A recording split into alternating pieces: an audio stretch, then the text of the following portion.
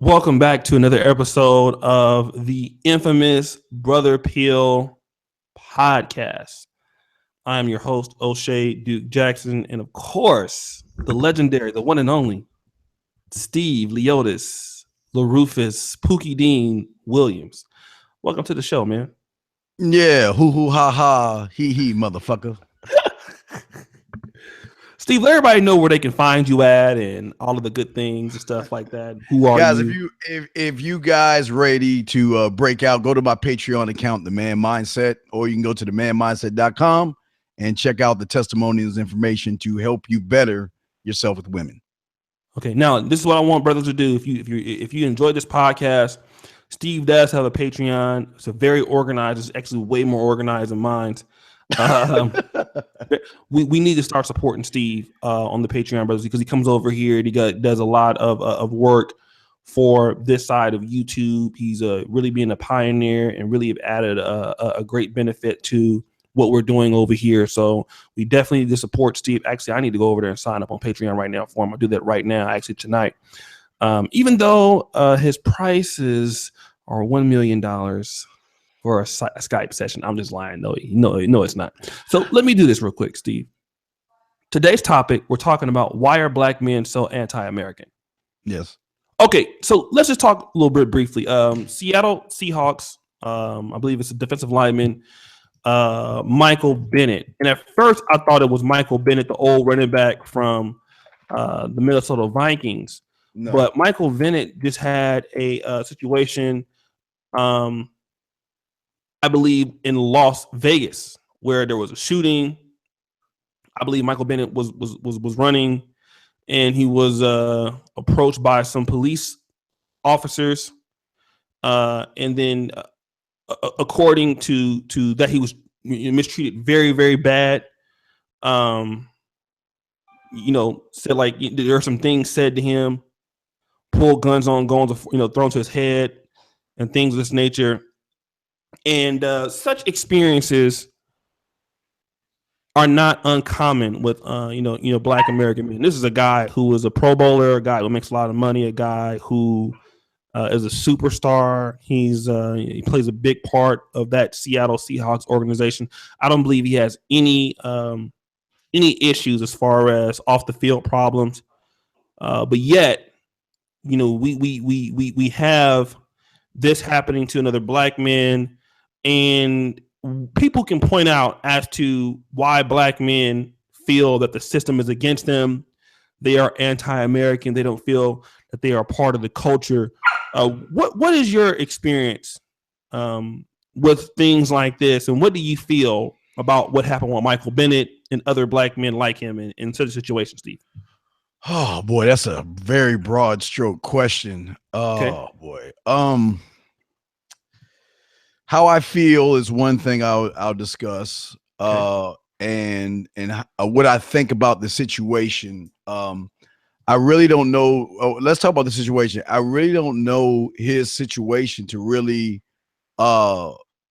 say too much about it. I know it happened, but again, in order to see a full picture of it, I need to see the whole picture. I mean, if I could see the video from the moment they walked up on him all the way through, I could give you an opinion, because unfortunately the way the news works today is that they only show you the aftermath of things. Not to say that he was right or he was wrong, but for me to make a solid judgment, I like to see the whole thing, the first domino, because I usually think, and most people don't do that. They're so raged and they're so out of nature and they're so angry and so bitter that when they see something like that, it just fuels their anger a little bit more. So with that, I can't answer the Bennett thing. But even on that, even this weekend, Ray Lewis came out, and I don't even heard if you heard that. Ray Lewis came out and said that Colin Kaepernick had the opportunity to play for the Ravens, but because his bitch made that Twitter post, he lost his job. Now I could definitely talk about that. Okay. But I'll leave that up to you. But let me get to my thoughts of have I ever had troubles with the police. I remember the first time I got pulled over was when I got my dad's car the first time, and I was in Maryland, and I was driving to a teen club trying to get some pussy, and I got pulled over, and I like got out the car and walked towards the cop. The motherfucker's like, "Motherfucker, get in the car." Because I never got pulled over before, so I didn't know what happened, but didn't have any issues or any problems right there. But as I got older, I have never experienced a police officer.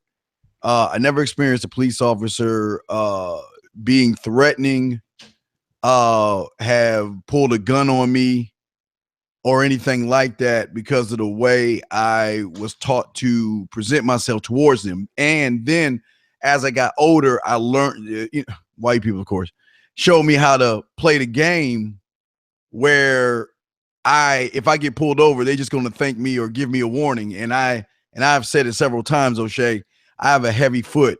I will take personal accountability of how many stop signs I've ran past, how fast I'm just driving past 10 miles past the limit and running red lights. I have done it all and have been pulled over by the reddest of the rednecks only to get a warning and a thank you. So I know how to play the game on that front. So that hopefully that answers your question. Okay. Shout out to BiPi and Simply Deep and people there in the chat. I see you guys coming in.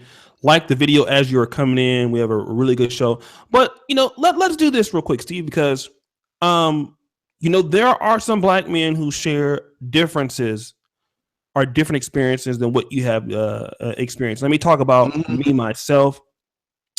I've never really had, too many necessarily run-ins with police officers. There was a time I was mistaken on 2 separate occasions where I had the same treatment that Michael Bennett had. I've had guns drawn on me for absolutely no reason. Right. For the fact that they said they thought, or that's one of the things they said. I thought that you fit such a description. Right. In one time, my friend's dad, Mr. Thompson, who's now dead, he died right before I came to Poland. When I got accepted here, I went and saw him personally and thanked him for what he tried to instill in us as kids. He actually had to go to my mom's door and let her know, like, hey, the police have your son in the back, and they finally let me go. But what I will say is this. As a black man in America, for many of us, although we are United States citizens and have many rights in the great country of the United States of America, I would never say that the United States of America is not a great country. It is. It is a country that you don't really know how great America is until you've lived other places. You black men are really lucky to be USA citizens, but for many of us, there is a feeling of being disenfranchised. Yes. And not only the white society at large, but from those people who keep the white society at large running, black women themselves. We'll get into that too. So a lot of black men, for different reasons that they've experienced, have become what is anti-American. Now, what do I mean when I say that, Steve? I'm not talking about they're going to be out there burning the flag or out there necessarily protesting. But a lot of black men have kind of accepted, like in life in this country, certain crimes are stacked up against us. Certain situations are created against us and many people want to see not really black women fail, but black men fail. And if black men fail, the black community fails.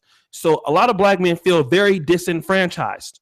And so that is why you hear a lot of black men who are maybe against going to the military, a lot of black men who are against certain things in America based off their own experiences. And I think that's what the show is about today. It's about these black men experiences and how me and you, especially you, Steve, who's your great problem solver, how based off of those experiences, we can direct those black men to get rid of that hatred, that we can get rid of that animosity and get these brothers back on the right track. And I believe that Steve the Dean, find him on Patreon, he's the person to do it tonight. So Steve, What about these particular brothers who have been disenfranchised, who have had bad experiences? They could be Black immigrants or Black American men. What from what avenue should they be approaching getting some resolve? Everyone has the power to take a motherfucker to court. Everybody has a power to sue based off of if a cop was in the wrong. You have the power. Now, again, I'm not going to say that you'll win the case, and I know it's going to cost money to get a lawyer, but that's the power that you have. You also have the power, and again, this would be probably like an ABL thing, but you vote in. I'm sure you vote in the police commissioners, don't you? I'm not sure, but when I know people see signs, I don't know when it is. ABL probably knows more than I do. I'm ignorant when it comes to that, but or maybe you can help me with that. Don't you vote in the commissioners and the police chiefs and stuff like that, O'Shea?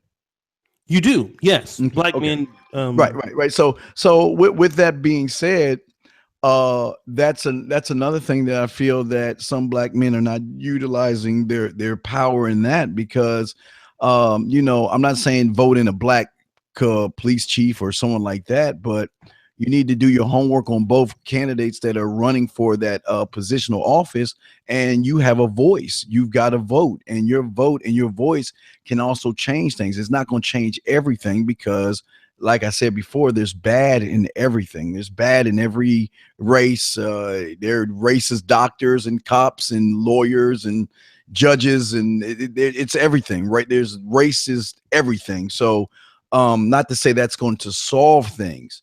I'm just saying that you have rights to take somebody to court, civil suits and things like that. Not to say that you want to take it that far, but that's some of the power that they have, O'Shea. Okay, Steve, let's do this. And so I think you vote in the sheriff, and then the sheriff picks the police chief and all. Okay, so we'll do this before we get into the show. We have over 84 people watching. Shout out to Darren Brown. I see him there. Let us like the video on this particular topic, brothers. Continue to like the video. Continue to subscribe if you're not a subscriber to this channel. This is a great channel. We'll be doing more in the coming months as my schedule is becoming a little bit more free.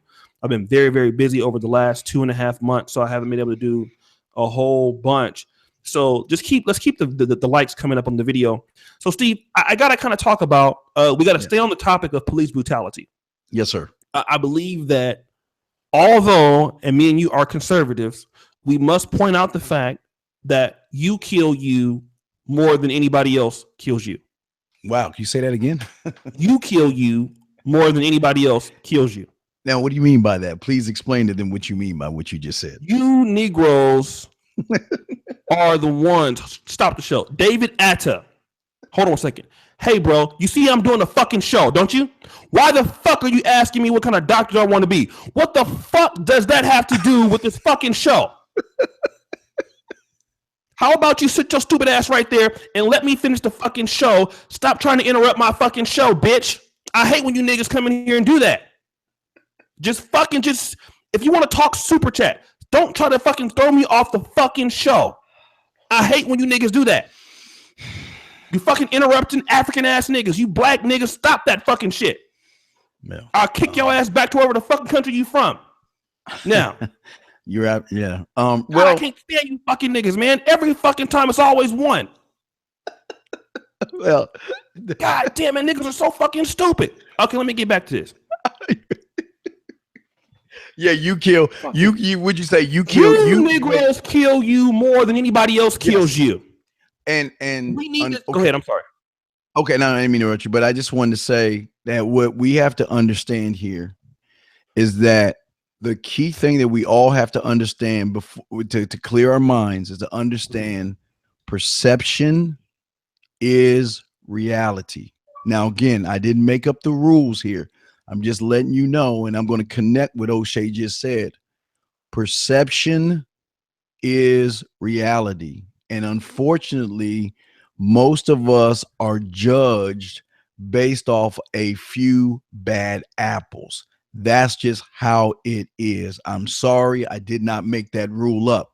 But when they see Pookie and they see Twan with his pants sagging off his ass and all that other stuff, even though they might have done nothing, there is a perception in their mind they would think of that, you know what, that we all are like that, or we are all Pookies and Ray Rays. And I'm not saying we are. I'm just saying, O'Shea, like you were saying, perceptions. I mean, you know, the problem is the children who are more or less raised by single mothers. And I'm not saying that children who had 2-parent homes don't have the issues, but more crime is coming from children who are raised from a single mother who does not have a father in his life. Because when you take a young boy out of his nature and you try to make him more feminine, what happens is they act like women and act out more. And without the guidance of a father figure in their lives, they either go towards what I call cults or groups, or what are they called? Fucking street gangs. Excuse me, gangs. Street gangs. Yeah, street gangs. So you because they feel like they have a home. Just like the individuals that go towards, you know, going their own way. A lot of individuals don't have father figures, so they connect with other individuals, but the head of all these things don't have their best interests. I hope I didn't run to a tangent. I'm sorry. No, you definitely didn't. And so this is kind of when in the tie back on what you said, you kill you more than anybody else. Yes. I got to start off by saying you brothers are your own first biggest problem. You. Yes, absolutely. I'm going to say it again. You. Yes. One more time. You. Yes. Just like that nigga that was in my goddamn chat with them cheap ass shades on and that motherfucking what's that kind of, what's that, the players only jacket and shit? That nigga. You. So to be honest, slavery. Will you bitches stop that shit? I fucking hate. So you are your own worst enemy. We are. You have a $1.4 trillion spending power. You are.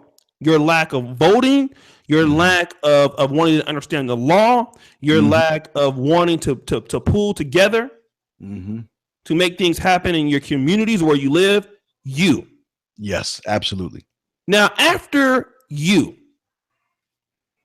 and I can say white supremacy is definitely up there. Second is them. Now, the only reason why you are behind in this day, one of the big reasons I can understand is white supremacy. I do believe that.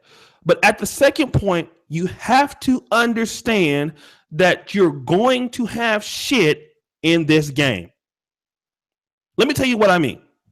I talked about it earlier today in my video. We'll get back to the show, Steve. I just want to talk about this testimony. I was talking about why I believe in God and my own personal reasons. I saw that shit. Keep talking about it. Let me grab my sticker for you. Keep talking about it. When I came to Poland, and for many people coming to medical school, if you're an American, typically the spot, if you cannot get into United States medical school, then you would need to go to a Caribbean school, which is Ross, or you would go to AUC or a school like that. But I was more interested in coming to Poland. I looked at some of the things that was here, and it was a little bit further away from home, so I came here. When you talk about living and dealing with racism, people staring at you, people driving by saying names to you, calling you stupid things. In so many words, even people sometimes maybe wanting to confront you. I've had friends it's happened to. You don't understand what real racism is on a daily basis until you live in a place like this. What keeps me going and keeps me sane every day is to understand that every day shit is going to happen. It's possible. But that should not deter me as to why I shouldn't keep on my goal as to what I'm doing. Now, what I'm telling you is I've also been pulled over by the police. I've also been looked over for a job. I've also had a supervisor drop a grape soda on my desk, a white one, as a joke. It's pretty funny, right? Came back from break, there was a grape soda there. You see Steve racist ass listen to that? And I didn't even report him to HR because he was actually a pretty cool dude, and kind of went back and forth. But at the same time, as you know, at the end of the day, you gotta understand that if you are a black person, a black man, you gotta pretty much accept you're gonna have a fucked up time. That's how it is, nigga. You need to get over it. Well, not true. No, I'm gonna tell them, no, fuck that. You niggas gotta get over that shit. Yeah. That is how it's going to be. If you don't want to do that, quit, kill yourself, die. Those are your options. Wow. Okay. Yeah. Quit, die. That's it. I got another option in my hand right now. That's another option. Those are two for me, motherfucker. Quit or die. Go ahead. I'm sorry. I've got the perfect option. What is that? And I've been doing this for the last 15, 16 years. And I have been pulled over at least 20 times. And I have never got a ticket. I've got a thank you or a warning. And it's the game you got to play. And it's the game that separates the civil in the cop size. And again, this is just be honest with you. It separates those who are civilized, who they see as civilized or non-threatening to the Pookies and Ray Rays. Okay. Mm-hmm.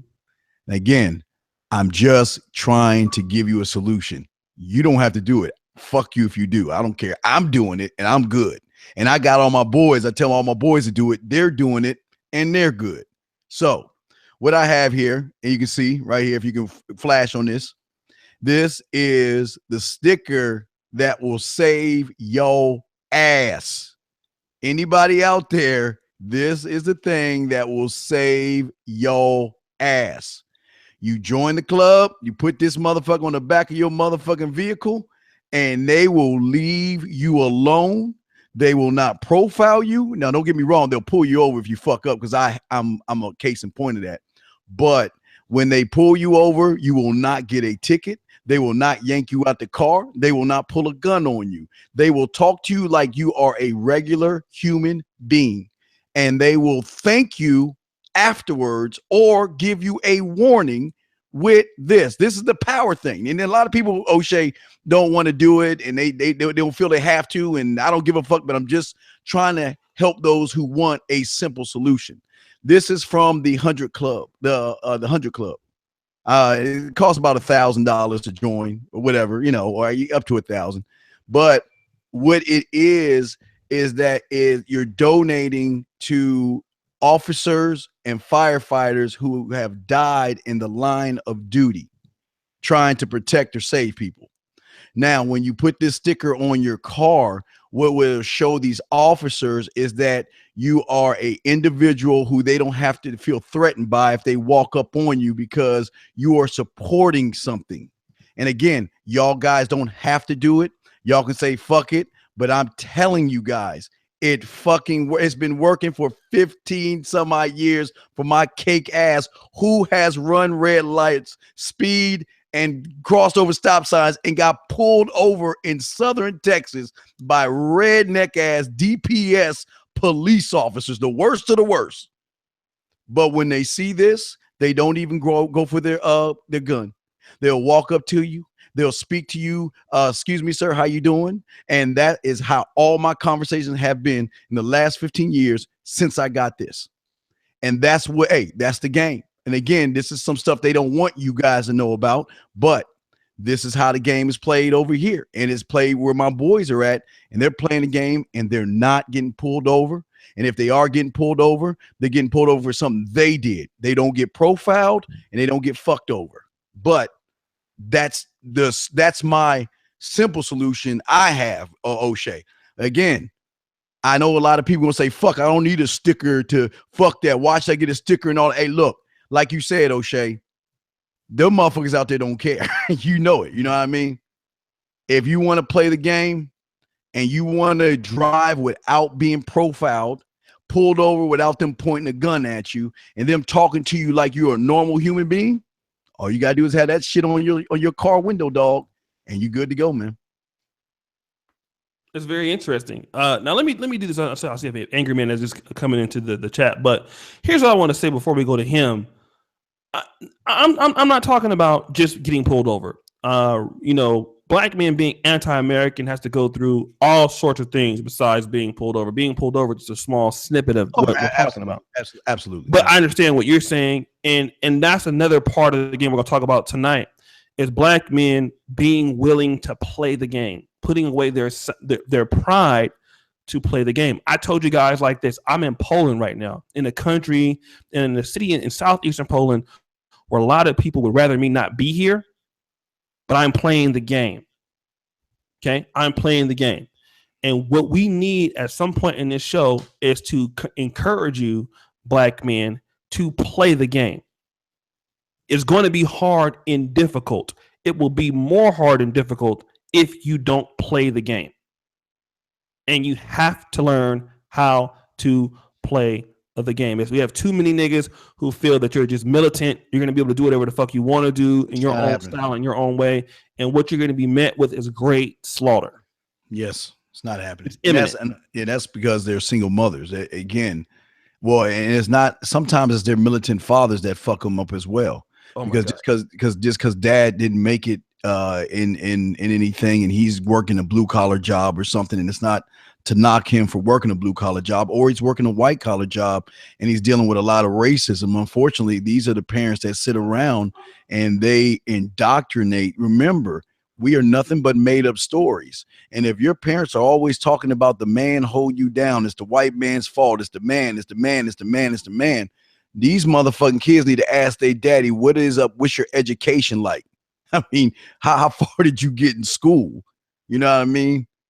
But these shit they don't want to ask. They listen to their parents and they believe anything their parents tell them, man.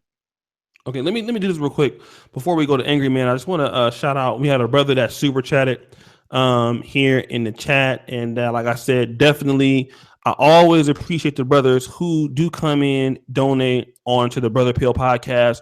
You guys know that you're an engine that keeps this running, not only basically in the other channel, but on the negromanosphere.com. Ted Randolph says, feels like not having both parents create this sort of void. What's my purpose type shit? Absolutely. I'm no physiologist, though. I think he meant to say psychologist. Respect for the ebook, though. Thank you, Ted. Man, I know y'all in Canada. For those brothers who didn't get a copy of the ebook, let us know by putting your information in the super chat. And then also Laquan, shout out to him. He just received his Angry Tank from Angry Man channel. So I wanted to shout out to Angry Man for just doing very good business with his followers and his listeners, always delivering on the promises that he said he wants. And it really makes us look good here in the manosphere when we have brothers doing that. So Angry Man, let me ask you this. Do you feel that black men are anti-American as a group? And if so, why or why not? We're definitely anti-American because, it's part of black culture to be anti-American. The same way it's part of black culture to be Christian, the same way it's part of black culture to be thugged out, all of these different things. Like being anti-American is just a black thing.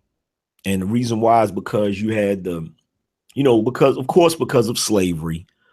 Of course, because of the Black Power movement, and even to this day, you still have other blacks shaming blacks who consider themselves to be American or consider themselves to be part of the American society or part of the American dream. A lot of people will say, well, the American dream doesn't exist for black people. Well, what is the American dream? The American dream is to be able to have a decent paying career, buy the house with the white picket fence, have 2.5 children and live your life. There's a lot of black people who have done that, so they've gotten the American dream. I think a lot of times we associate the American dream with ruling shit. That's not the American dream. The American dream is what is it? Life, liberty, and the pursuit of happiness. Not happiness, the pursuit of it. That's the American dream. But what's up, Steve? What's up, O'Shea? What's going on, man? Okay. let me kind of throw some shit in the game here, because it wouldn't be a Brother Peel if I didn't play the devil's advocate. And I kind of got Alan Roger Curry on the ropes a little last night, and can't get me on the ropes though. Not tonight, maybe not. I have had my share of wins here in my fuckery, because I can use these liberal talking points. But Steve, I gotta come at you as a liberal. Okay, I'm a social justice warrior, liberal. I gotta get into my zone real quick. Okay, so let me get my Black Lives Matter shirt on. You ready? Go ahead, Victor. Okay. Steve, my ancestors helped build this country. Okay. They helped build it. Okay. Yeah, they helped build it. Okay. They fought in the war against the British. Okay. Then those who helped defeat the British in the late 1700s, many of those people became forced into slavery. So they helped free this country from the Queen. And then we helped the Union Army defeat the Confederacy. Yes, sir. But yet we are still pushed as a group of people, especially black men, at the bottoms of society. They have enforced laws against us, even when slavery is over, to put us back into work or back into prisons and stuff like that. Why in the fuck should I consider myself American when America doesn't even consider me to be equal to that of a white man, to that of an Asian man, but specifically white? Just 50 years ago, in certain places, we had to sit in back of restaurants.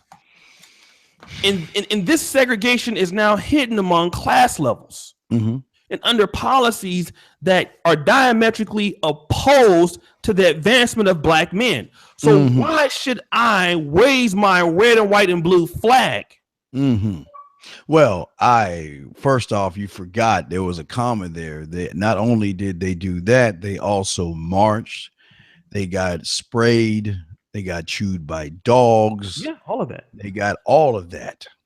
And the reason I'm saying that to you, motherfucker, is because that's what happened to them.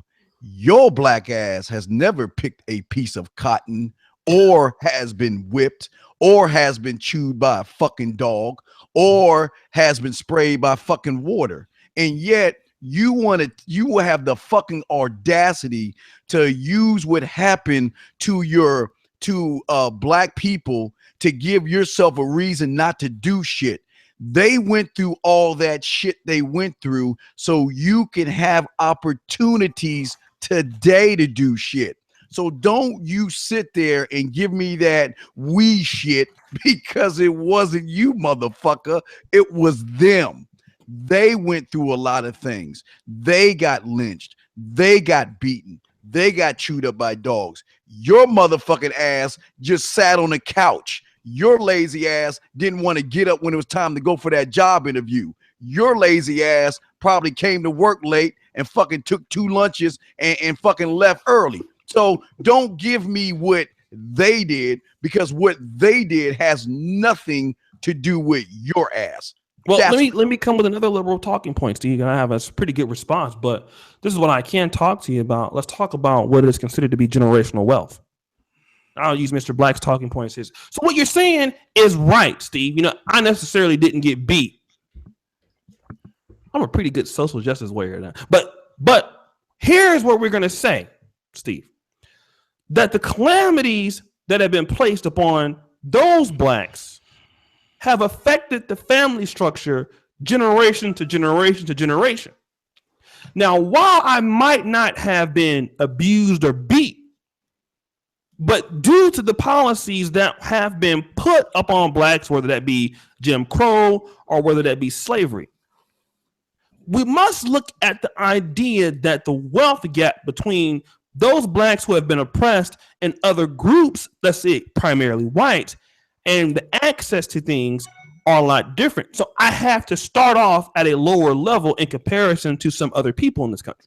So due to that, not only have my ancestors have faced racism, I am now, as a result, facing a level of classism just because. And for you guys know how chemical reactions go with, let's say, kinases or catalysts.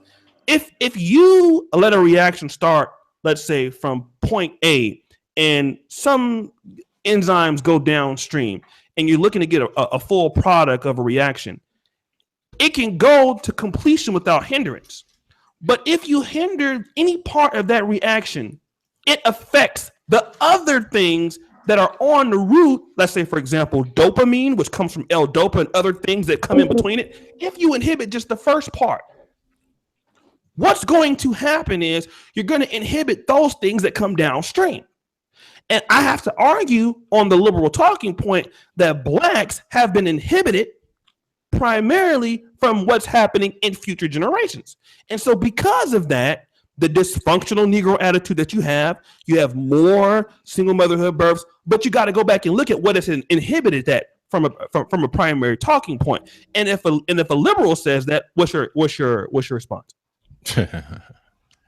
My response to you is this simple. Mm-hmm. You would have I would give you a decent argument if this were the 80s, this was the 90s. Okay. But this is 2017. Okay.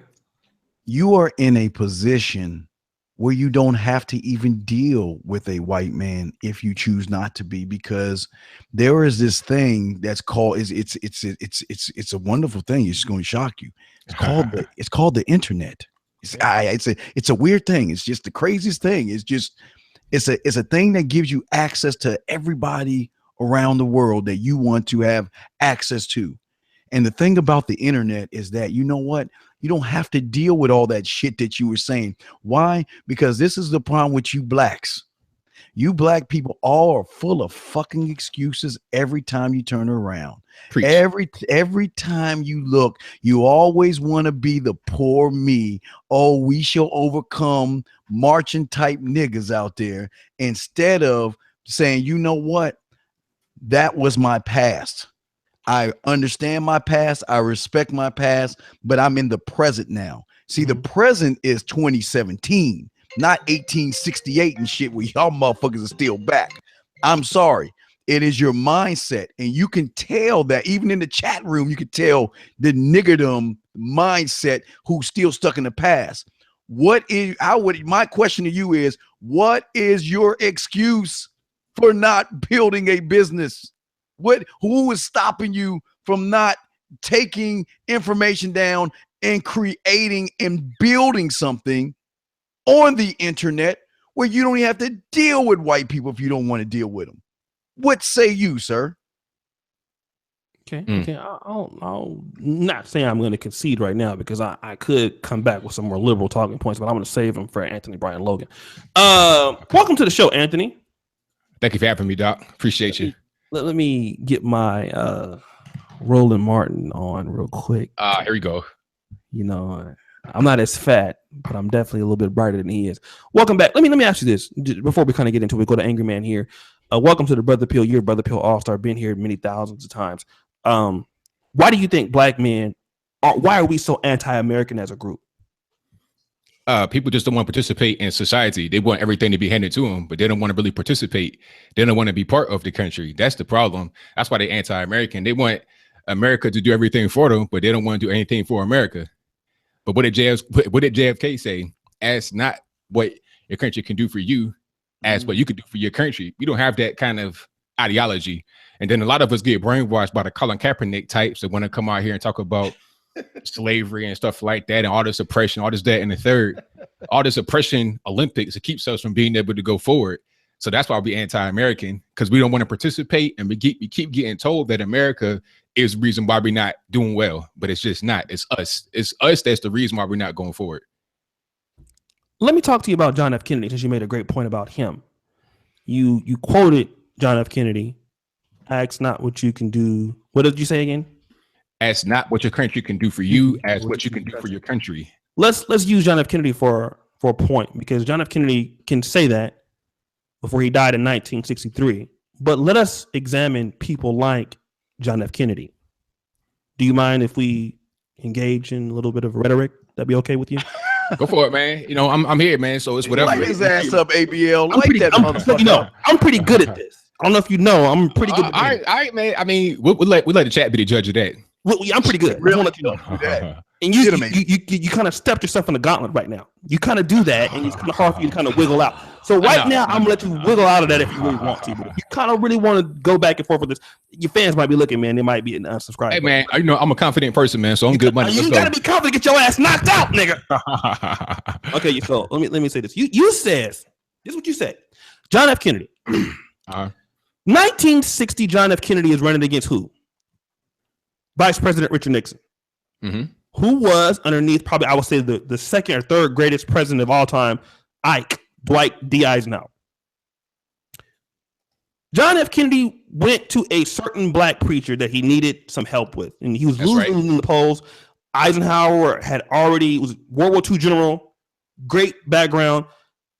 He says, Martin Luther King, I need you to help me get the black vote. Now, you've come on here and told many times that at this time, the black vote was kind of half and half. Half were going to the Republicans, half were going to Democrats, right?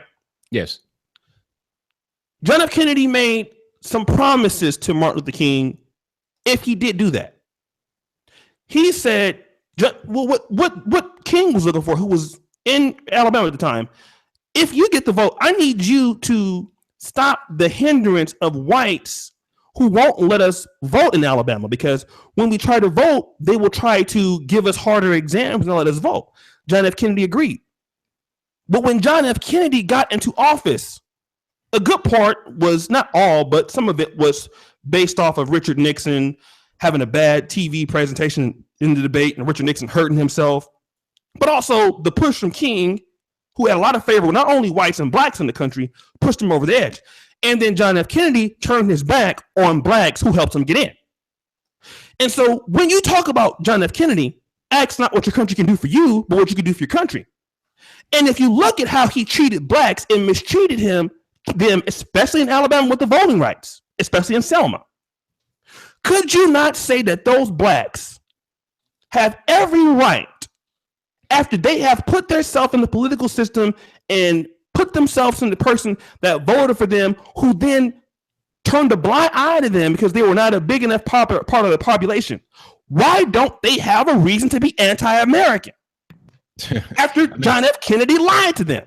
Okay, see, the thing about JFK is this: anybody can say anything. That don't mean that it has to be wrong just because of your personal beliefs about them. It's just like Bill Clinton. Say it again. I'm sorry. I'll make sure I got that right. Anybody can say anything, but that don't mean that they're wrong just because of your personal feelings about them beforehand. Stop the show. Let me ask you this. Okay. Anthony Brown Logan, you, I know you're a smart guy. I say I want to borrow $20. I say I'm gonna give you your money in 5 days. Okay. I take your $20 and go over to Angry Man and buy a collard green sandwich with your $20. Okay. Okay. I don't give you your money back. Oh, shit. Am I a liar at that point? I don't know if you're a liar. Because you might not give him the money back yet. You may be late on your money. I don't know what happened. Maybe you couldn't pay it back. Maybe you late. But just because you didn't pay it back yet, I mean, never going to pay it back. Like, what's the time frame? Is it like 5 years from now? Like, what's going on? You can say something. In there, huh? A better question would be this.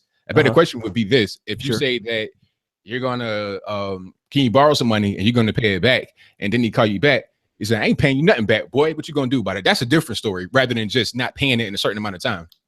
So what you're saying is John F. Kennedy, who blacks trusted and shitted on. Your line of reason is coming up kind of short. How so? It's documented. How's it? Because it doesn't even really matter. My point is that anybody can say anything.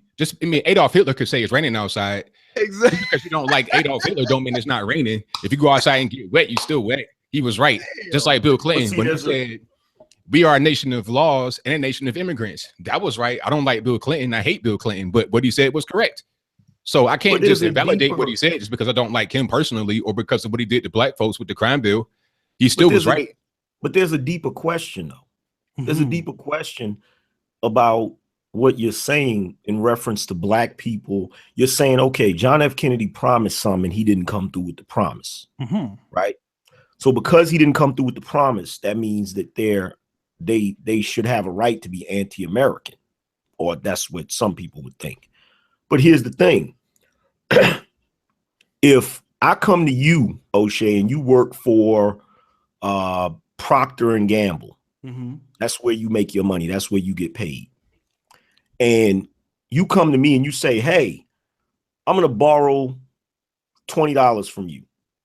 Can you loan it? And I say, yeah, I can loan it. When are you going to pay it back? I'm going to pay it back Friday. Okay. So Friday comes, you don't pay it back.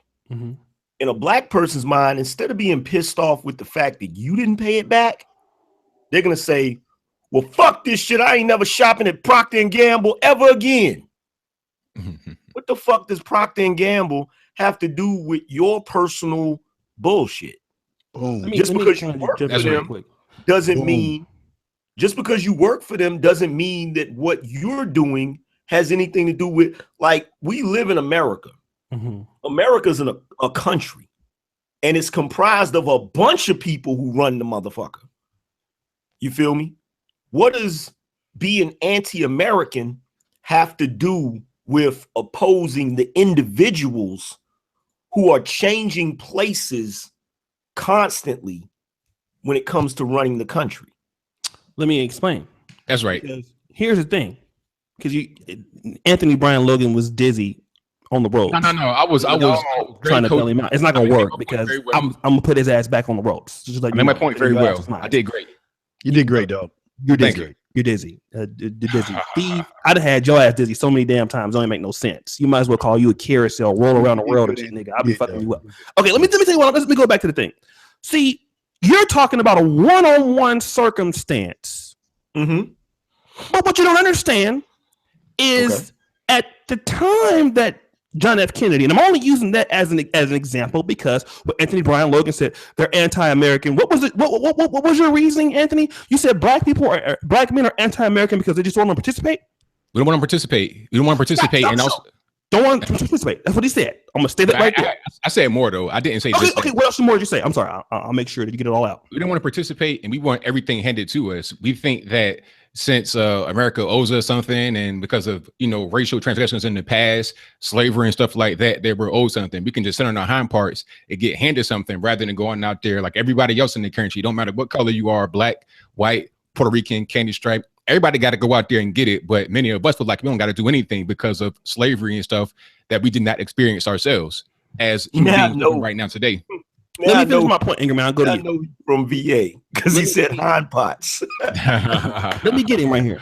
Because what you're talking about is black people are anti-American. Black men are anti-American because they don't want to participate. That's your final answer. Blacks feel that we owe us something. That's your final answer. But what I just showed you in 1960, because blacks had been in America for how long previous to that? Anybody on here want to take a guess? Because it's only 2017 now. This happened just 57 years ago. How long have blacks been in America before it was, Between 1611 and 1619, Jamestown. Okay. So the country became a country in 1776. Is that right? I won't even take away. I'll give you the under 100 and something 50 years. 1776 to 1960 is approximately 186 years, 184 years. 186 years. This wasn't the first time blacks have heard something like this and it got fucked over again. So what I'm saying is when you hear this generation over 186 fucking years, can you then say that blacks don't want to participate? Blacks have been trying to participate in this fucking country as long as this country's been here. Not really. Is that right? No, yes, they have. We've fought in every single fucking war. Right now, we're 20% of the military. Y'all can't say that. You're using the past, though, dog. We talking about why do you live in the fucking past? No. What I'm saying is this generational idea that blacks just want to be owed something. At the end of the day, we black people, I'm not saying that they should be. Now, I'm a conservative like you, ABL, and just like Steve. I agree blacks are their worst problem. But if black people say that we are anti-American for such reason, it's not because they just don't want to participate. It's not because It's because they've experienced certain things. Not all. Hashtag not all. Not all What? Black Americans are going to be anti-American, but we can't deny that there's. But we're assuming of those who are. We can't deny that there is a big anti-American sentiment in the Black community, as evidenced by all the support for Mr. Colin Kaepernick. No, those people are stupid, but that's another show. I mean, it's a lot of people. I mean, just go out in the world and then talk to Black folks, the average Black person who is kind of in tune with anything political at all, and then ask them how they feel about Colin Kaepernick. I mean, who's leading the charge? All these protests. Like I saw in New York City, they had a rally of Black police officers now from New York, a whole bunch of them that were supporting Colin Kaepernick. Now, how do you get that many Black cops from New York to come to a place to support a guy just to get a job if there's no anti-American sentiment? And these are cops, mind you. So what does that say about the average person who is not in public safety or any kind of, official capacity in the United States? You tell me. You could be in the military and be anti-American. ABL, you know what that shows me? It shows me there's a lot of bitch ass guys out there who can't get pussy. Because if you can get pussy, and you will see the bigger picture when it comes to Colin Kaepernick, and know that Kaepernick is only doing this shit for pussy. That's what you bitches don't fucking understand. This bitch used to be a clean cut, short hair cut motherfucker that only played with turtles. He would make tweets about him and his big fucking turtle in his backyard and him playing with his friends until he met a piece of pussy that changed him. And real quick, and after changed him after the pussy, she's the reason why he didn't get the Ravens job, you dumb motherfuckers. She was the bitch that posted that Django shit. And if he had a problem with it, he would have checked that bitch at the door and said, that's not me. And I totally disown and disregard what she said. But you know what? He didn't do it because you bitches can't fuck or get pussy. Y'all motherfuckers agree with a soft cake ass bitch like that. I'm sorry, Anger Man. Please get on. I'm sorry. Yeah, I want to go back to what O'Shea was saying because I see a whole lot of people in the chat room co-signing, and I'm waiting for him to stump me with those questions. Nigga, because you brought up a fucking rope too. Well, hold on, you brought up ropes too. I'm sitting in the ring throwing straight jabs every time. No, bro. I don't do this to y'all every I'm not show. Gonna be, I get you niggas. Every show. I'm not gonna be on the rope. Dude, you're the main one that be running around. I don't know who burned it down. I don't know who. I know you don't want to want your fans to see that. Ropes. Because look, you said something interesting. You said Black folks have fought in every war. So let's go back through the wars. Which wars did they fight in?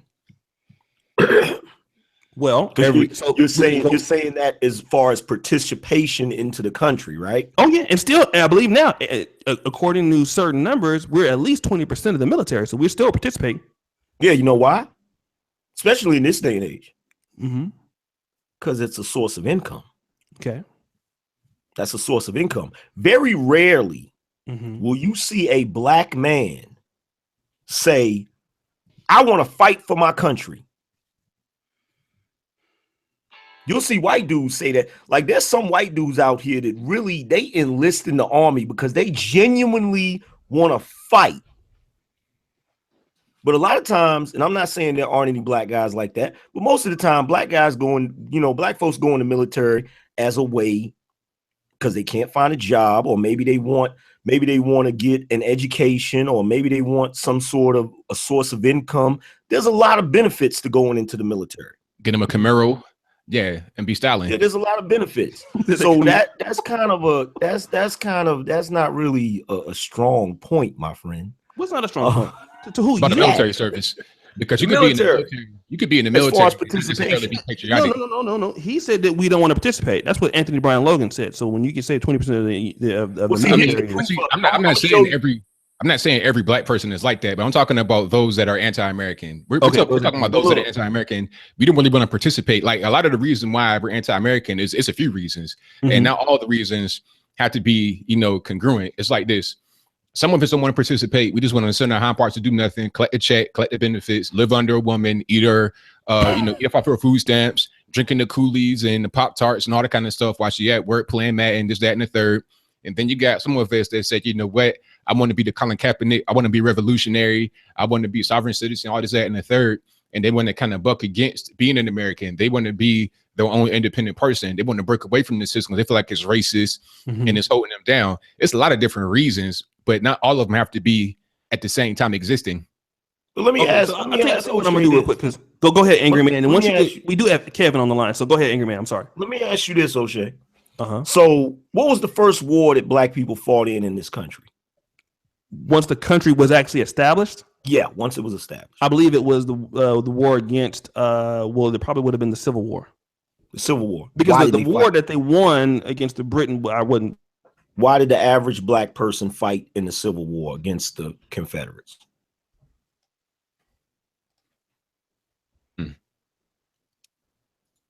Did he freeze? What's going on? I think he probably froze. Yeah, his connection froze. Oh, I'm not paying my goddamn bill. Go ahead. Yeah. What was the main reason that the average Black person fought in the Civil War? On which side? On the Union side. Well, those going on the Union side to escape slavery. So that was in their own self-interest. That had nothing to do with the country. Because that's the country divided. So that's not a matter of a united country that they're fighting for. Okay, what was the next war? The next war would have been World War I. World War I. So do you think that they really, the soldiers that were fighting in World War I, do you think those Black soldiers truly enlisted because they wanted to stop the Germans? And did all of them enlist? Who was conscripted? Because you had a draft back then. I'm gonna pull an ABL. I don't know what they did because I wasn't there. I don't know. You know, because when something don't fit it, but I'll play fair. I won't play dirty like ABL and play the I don't know game. I won't. You gotta make the point though. See, you gotta make it. You can see if you're making that point, you gotta make it. You gotta know the facts. See, I wasn't making that point. See, he can turn around and be this. I'm not gonna do that. I'll be in what I do. You can't use my tactics. Semantics over there, ABL. So I'm gonna let you off the hook on that one tonight. I'll get you on the ropes later on. I always do. But here's the thing.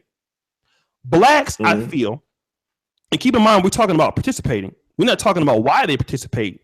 But Black men wanted to prove themselves as, I believe, as competent, that they could defend. They wanted to, prove themselves in this country, that they were capable of being just as good soldiers as whites. That's why I felt that they wanted to feel and show that they were part of this country, and not necessarily trying to stop. And actually, that wasn't the Germans on the First World War.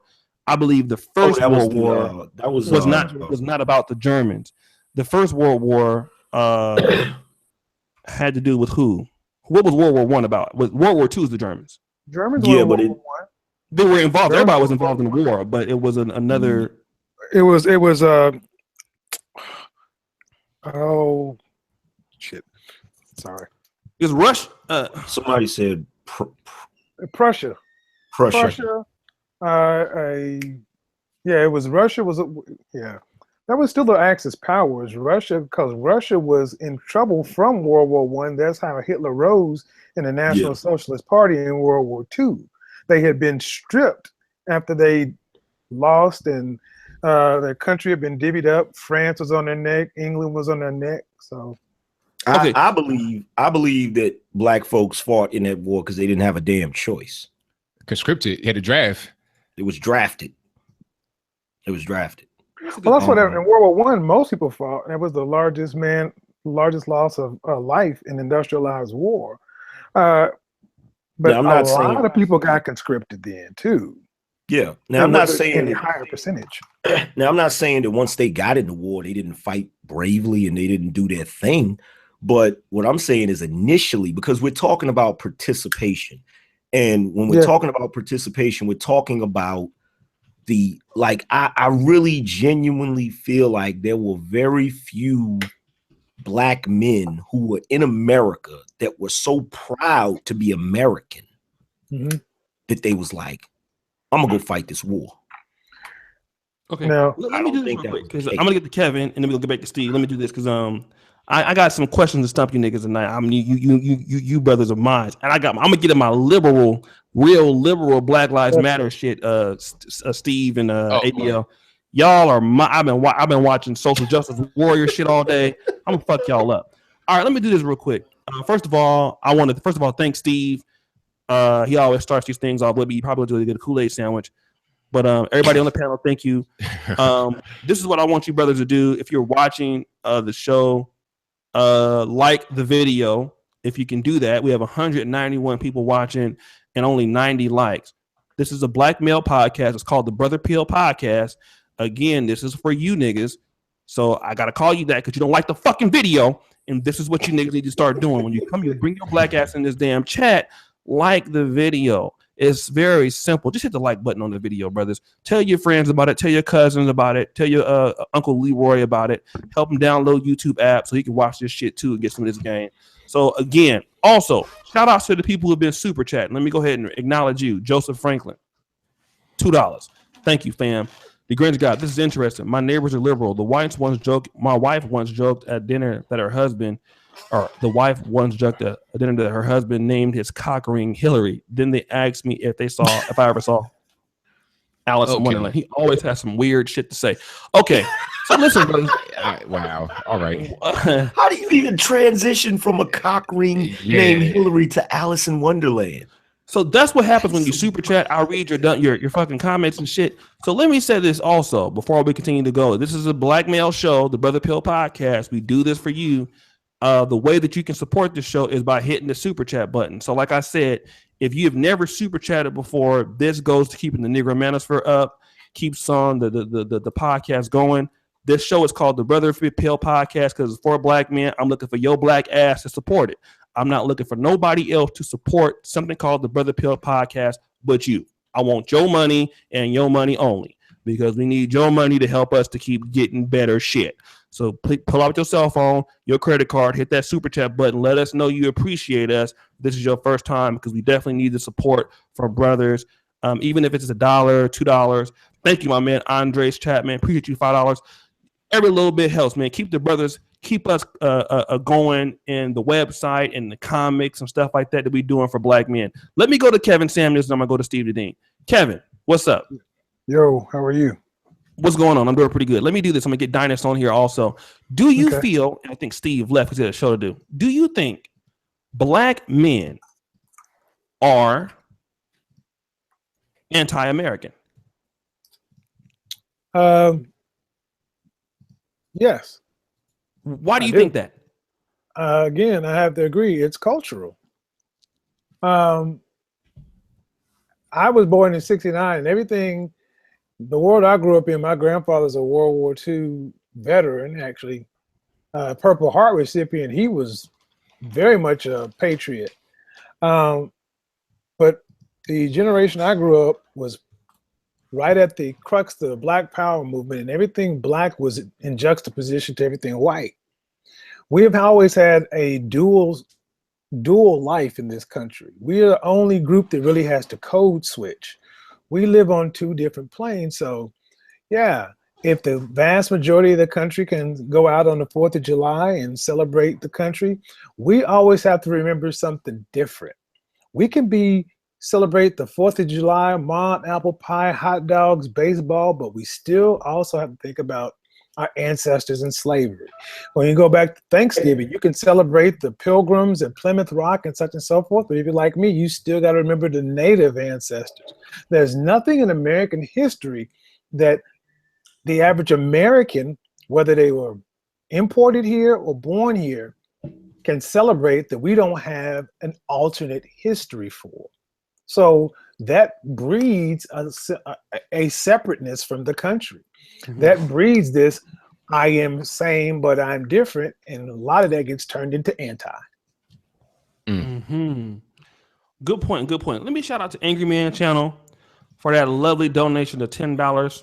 Thank you for the S-Curl Kit Fund, brother. That don't mean I ain't gonna be on your tail tonight, family, but I appreciate it.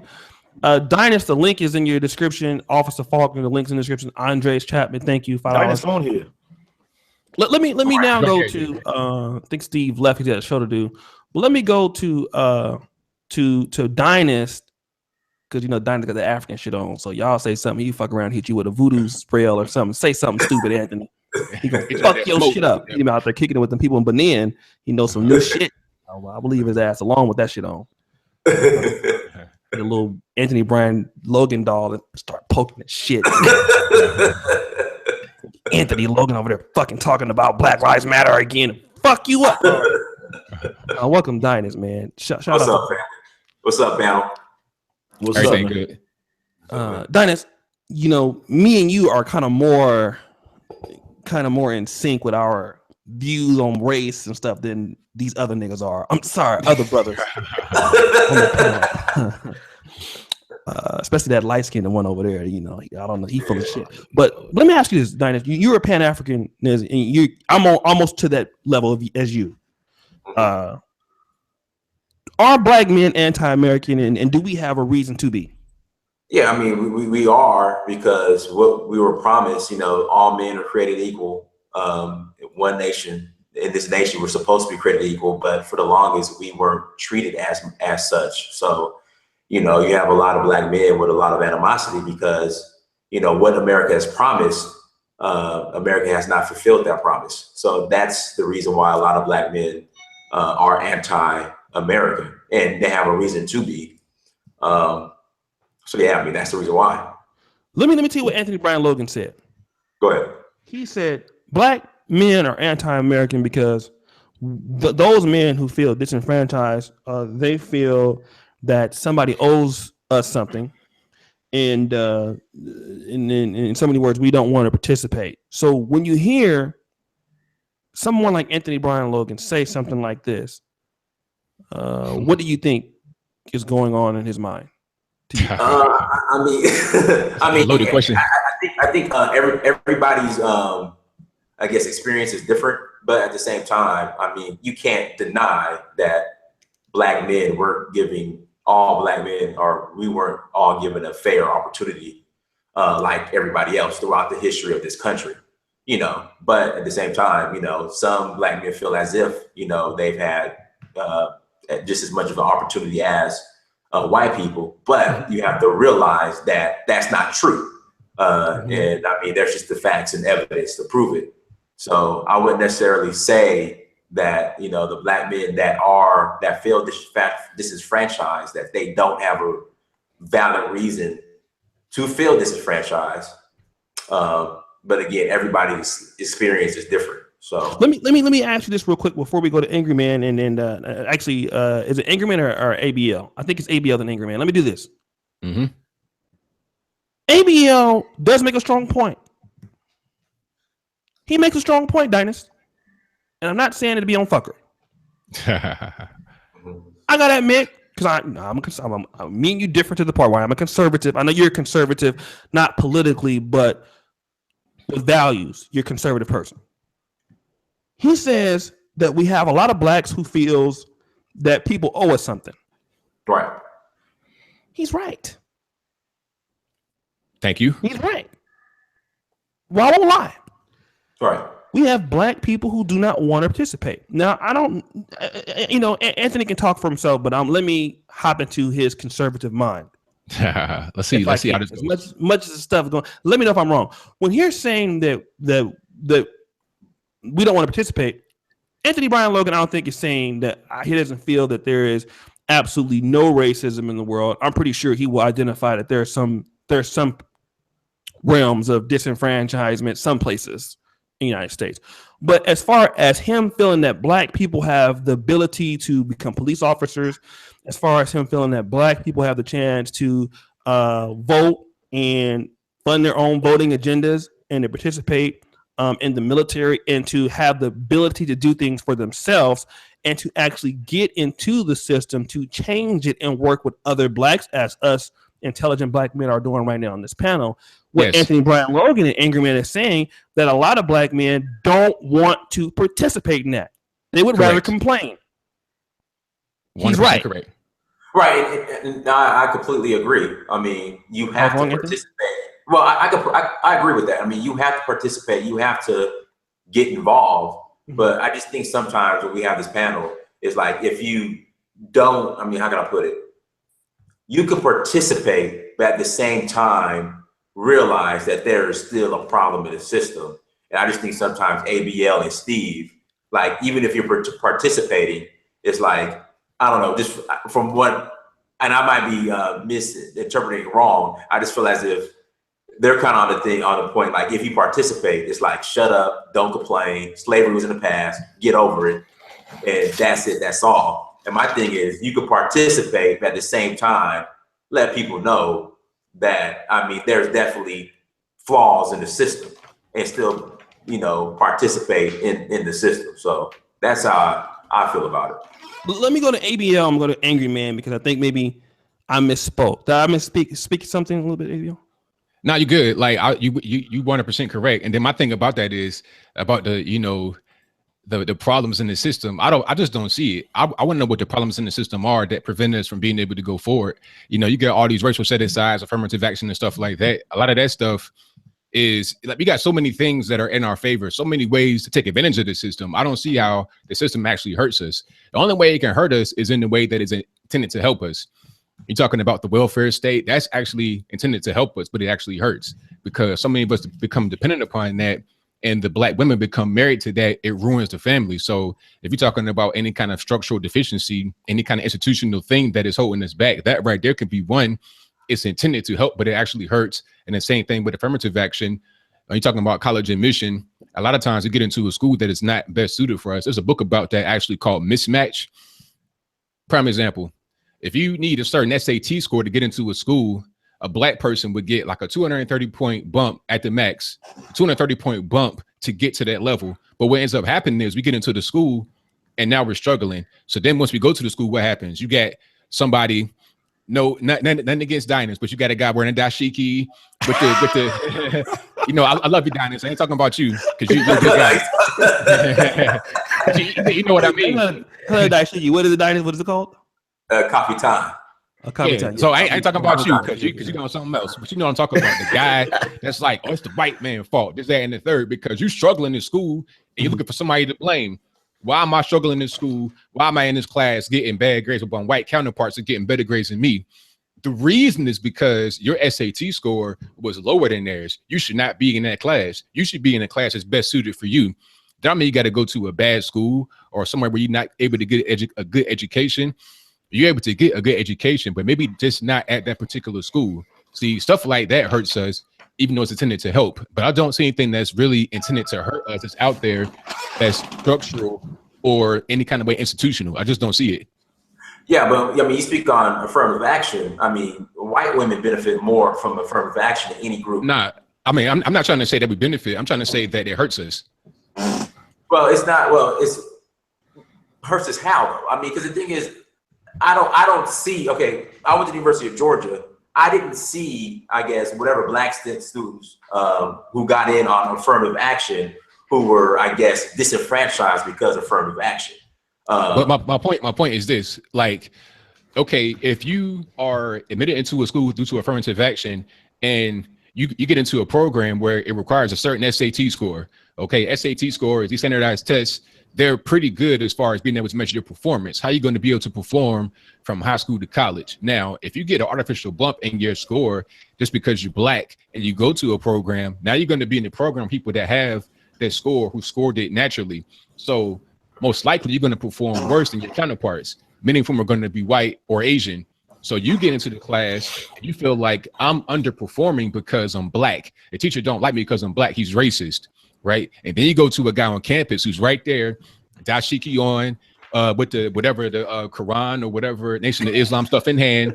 And he's like, you know what? You know why you fell in your class? It's because the white man is trying to keep you down. Okay, but ABL, that doesn't go on. Like, what school did you go to? I went to the University of Georgia. I've read. It's a book about it called Mismatch. Tomo Sowell spoke about it. It's a book. It's out there. You may not have experienced it yourself, but it's documented evidence out there. You can see for yourself. I gave you a book. You can read it. Tomo Sowell talked about it. So has Walter Williams. It's documented. You can read it. Maybe at your school you didn't see it personally, but that does not mean it does not happen. I didn't see it at my school either, but I did not go to like a really high level school. Okay, let me do this real quick because we'll come back to you. We have I'm gonna try to keep a little bit of order here, so we're gonna go to Angry Man real quick. Let me do this real quick. Great podcast. I want to basically shout out to a lot of the Black women that have been like really supporting the channel. Moby, always supporting the channel. It's Angry Man's channel. Thank you for our super chat. Shelly Sterling, I'm assuming that she's a black woman. She's always in here. Thank you. I really appreciate you. My man D Will 2476. And as you know, the commission head in chief, the Angry Man channel, with $10 in the super chat. Celebrating the Jerry Curl Fund. Listen, you Negroes keep this money coming in, okay? Because Officer Faulkner told me he was gonna lock my black ass up for crip walking out here in Poland. So I need bail money. So I need you niggas to keep giving this goddamn money, okay? I got bills to pay. I got kids I don't know about.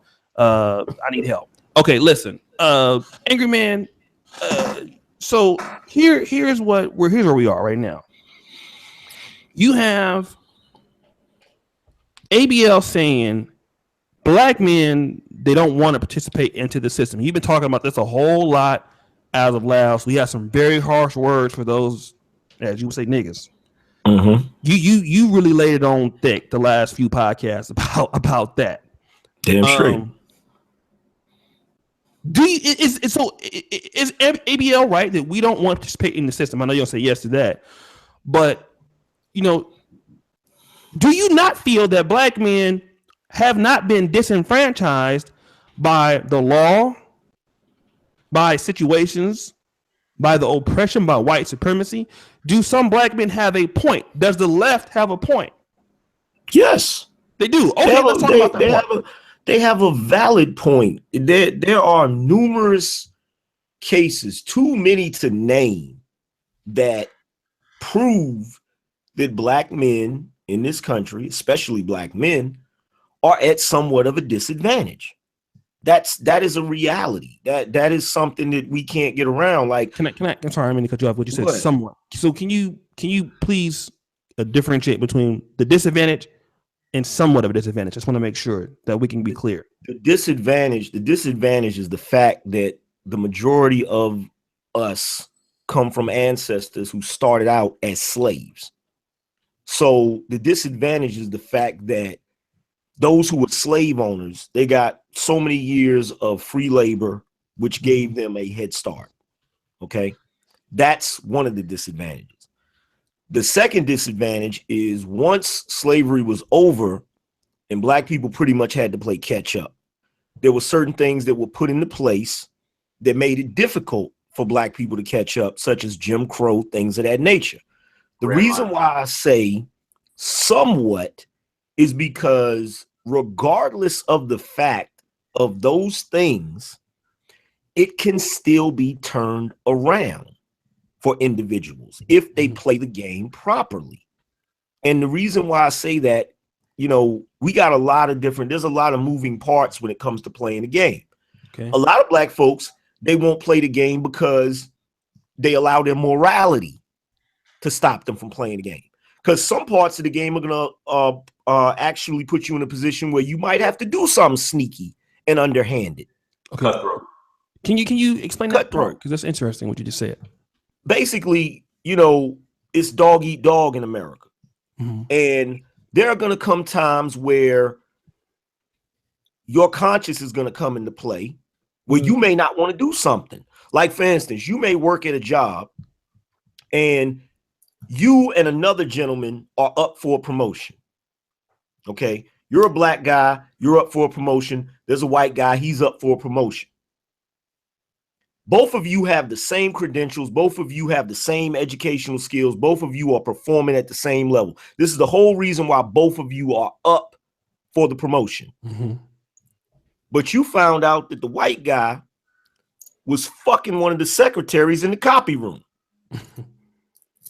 The average black guy is not going to use that to his advantage. And the reason why the average black guy is not going to use that to his advantage is because of our culture. No snitching. So he's not going to leverage that in order to get his position of power. And when it comes to power, you can't play morality games with power because you will always lose in the end. And one of the biggest issues black people have is we always try to take the moral high road. Yep. We always try to take the moral high road and we don't think about the long game. Okay. Now, you look at what has happened to blacks in America. You look at it like a race. Has white people had a head start in this marathon? Yes, they have. But the funny thing about it is this marathon that we're in, there are no set rules to the marathon. You see what I'm saying? So halfway through the marathon, you got certain individuals like Oprah Winfrey or Jay-Z or any of these blacks who have propelled themselves to massive success. Halfway through the marathon, they say, you know what? There's no way I'm catching up with these white folks running because they got shit, a 400-year head start. Let me hop in this cab real quick. But some people aren't going to hop in the cab because they're going to say, even though these white folks have a head start, hopping in this cab is cheating. And I don't want to win by cheating. Black people, that's what I mean when I say black people are not participating in the game. In the game, the way the game works is you have to figure out a way, even if it means stepping on people, to get to a position of power. You look at what Steve was talking about earlier in the live stream with the sticker, where you pay the money and support the, police organization or whatever, and you put the sticker in your window. Most black folks say, I ain't paying for that shit. That's black folks not wanting to play the game. Correct. You know what I'm saying? When you talk about participation, I know what you mean, O'Shea, but when you're talking about participating, you're talking about black people participating in shit they really don't have a choice, right, but to participate in. You see what I'm saying? When you talk about enlisting in the military or fighting for this country or paying taxes or shit of that, things of that nature, we don't have a choice because we live in this country. When I say they're not participating, I'm talking about things that you don't have to do, but you can do to get ahead. A lot of black people won't do that. Yes. Okay, let me do this real quick. We're gonna go. I believe Officer Faulkner is new to the podcast, so that's what I'm gonna do. I'm gonna get to Kevin, then get to Officer Falk, then back to ABL. So Kevin, what was the point that you wanted to weigh in on this?